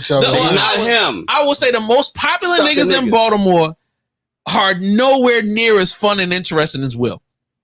Hands down. I don't give a fuck how popular the nigga is, how much jewelry the nigga got. I agree with that. They cannot hold a candle to 3 minutes with this crazy motherfucker here. I agree with this nigga is the funnest nigga to be around in comparison to these niggas. Now, in comparison to some of the unknown niggas I know, Will cannot hold a candle. You know what I'm saying? There is some ugly ass bitches that I've met that are fun as hell to be around. We ain't talking about fucking. We just talking about living life, having fun. Yeah. Doing it. And I'm trying to get that nigga on that level, like, because what am I going to learn from these insecure niggas? Nothing. Zero. But what can I learn from the world that I don't know nothing about traveling, about so being much, we start experiencing the world. Yep. And bro, I told him that he was like, yo, look at how small Baltimore is, the DMV is. Look at that shit on the map, yo. The little blip. So nigga, you know how small that is to the grand scheme of things, and we here. I'm like, God, that's our first conversation first this morning. I'm like, God, I'm sitting at the edge of the bed like, head. It's fucked up. God dang. I'm like, go outside and hustle. I don't want to. Yeah, now I'm like, because it's such a small. Let me go back and go be creative and create something. For sure. Because now I'm realizing it's such a small. We're such a this big in the grand scheme of the cosmos. It's so much to where right now doing a podcast, talking trash, and getting a check for it. Check.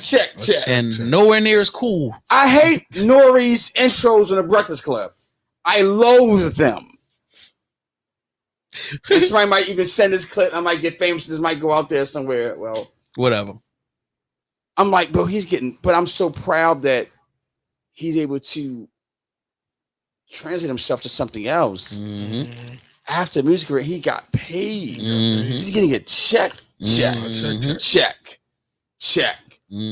got a whole new second leash. He's our age. A whole new second leash on a career. The me that can go do music all over again right now and be relevant. And still get it. Yep. I'm looking at I love the Tank when Jay Valentine on Be Money podcast, what they created, they've given artists. I don't know how many times I'll go and Google a song because they mention it. So what's the legacy gonna be? Talk to him. What do we leave behind? While we enjoy doing, what's the legacy gonna be? It's gonna be that we worked hard and we grinded. Like my dad did that. He died with nothing. Exactly. My dad worked hard every day for almost 50 years. He worked hard. He worked hard until he said, Mr. Wise, you cannot work anymore. Cannot go to work. It would take him, Pill. It would from here to the window in the living room. It may take him 10 minutes to get there. Still getting up and going to work. Because that's all he knew. That era of he'd have been 79 this year. Go to work. That was that era. You just go to work every day. And that's what I fucking hated. I'm not doing it. I hate that we as black men or we as men are only defined by how much work we can put in. And how many hours we can work a day. Right. And if we can't work, then you don't have no value. And the problem, and it's crazy, you saying that my dad is the same way, and it hurts my heart that this man is 72 years old to this now and still get up every day. He feels like he has to. Got to. And if he was to sit at home, there was a time where we didn't have to work. He was sitting in the house and he just kept feeling like, he kept saying, I got to do something. Yeah. I'm like, Pop, you ain't got to do nothing. The bills is paid. We cool. There's money in the bank. Yo, just enjoy. Like, go out, take a walk. No, I got to do something. Yeah. I can't just sit here, bro. And I'm like, and I love that was fucked up. I loved it for the space it is on one end, but I hate the fact that you feel like being. That's why I teaching this to kids. Like, yo, if you can get into just imagining, that's hard. It's hard to be still. It is to be busy. Some days, as men, you feel I've disciplined myself to you ain't got to go out there and just do something. If you just sat still and got quiet and imagined, what could I create? That running around could never create. But we're so wired and conditioned to think that I've got to be busy to be productive. I got to be sweating. I've got to be tired. Yeah. My body got to hurt. But if I could just imagine something, literally imagine it, and then it appears. That's deep. That's deep. All right. Okay. So, ladies and gentlemen, after all of that pontificating and all all that good stuff like that, I love it. Playing, was it? I love it, man. It was a good show. Let's get into giving these shout outs, man. Pill, give them some shout outs, Pimpin'. Hey, man, shout out to, of course, my man Steve Wise. Hey, shout out to Ill Will. Shout out to JS1. Shout out to everybody that tuned in tonight, man. Y'all know who y'all are. I appreciate every single one of y'all. Oh, shit. Don't forget the merch. Don't forget to grab the merch. As you see behind Jay, it's right there. The Cognac Club. You got your exclusive Aries Lounge shirt. And there's many, many other options if you go grab the merch or, go find it. We out there. You know what I mean? Shout out to us. Shout out to this space. Shout out to all that positive energy, bro. I appreciate you, all man. that. Thank you. Yeah, Thank that you. was dope, man. I appreciate that. Appreciate it. And I'm done. Shout out to the Vittles. That's a fact. All right. Will, shout outs. I give a shout out to JS1, DJ Pill, Mr. Wise. Thank you, sir. You said some things that I needed to hear, and at the same time I didn't want to hear. Goal was achieved, then. It's not even that. It was just some other shit. But I need to hear. Well, I'm saying something to you real quick. Will, you called me here tonight. That's real. You called me here. That's real. Jamal didn't call me here. You called me here, and the vessel was Jamal. And it's probably true. It is. It probably is. I'm you, and you are me. You can only meet yourself. That's real. I got some shit going on up here. Yeah, I saw you. You said some shit that really struck a nerve. But you needed me to be here to hear that shit though. Yeah. It can only come if you called me here. I couldn't be here. That's right. It could have been time that you couldn't be here one week, and I came that week. Mm-hmm. And so you made me come here to say what I said, because this show was supposed to go this way. Mm-hmm. It went a whole other direction. Mm-hmm. Mm-hmm. Mm-hmm. And I appreciate everything that you I'm said. honored. I'm honored. Thank you for being open to it, man. That's what I'm here for, bro. I appreciate JS1 for you shut him down. Shit that's going for everything that knows what's going on. Sure. And Pill. It's a brotherhood, man. I just wanted to say thank y'all. Oh, my strength in numbers, man. We love you, man. For you, bro. Okay, I got an art show coming up. Go ahead. Yeah, please. Art show coming up. Consciousness on Canvas is back after, oh my God, since 2016. First art show 2016, since 2016. So we're going to be at the Congress Apartments. I get information to you. The Congress Apartments on Franklin Street, downtown, across the Place Lounge. Okay. It's a small new tech startup company there, and they invited us to do an art show in their space on September the 13th. It's Wednesday evening. Gosh. I get information to you. Okay. And I appreciate the support, man. Thank you guys for having me. I appreciate you. Yeah, make sure you send that little child. Talk. Make sure you send that little child so we can be there. Yes, sir. Yeah, we definitely gonna be in the building. We're gonna be there. Yeah. You want us to bring some pizza and wings? We can bring some pizza and wings. Do a live broadcast or some shit. That might be dope. That'd be lit. Hey, pizza and wings will be lit. Yeah. Send us live broadcast. We'll be there. However you want us to be there, we'll be there. Yeah, it might be cool. However you imagine us being there, we'll be there. Listen. Now talk that shit, man.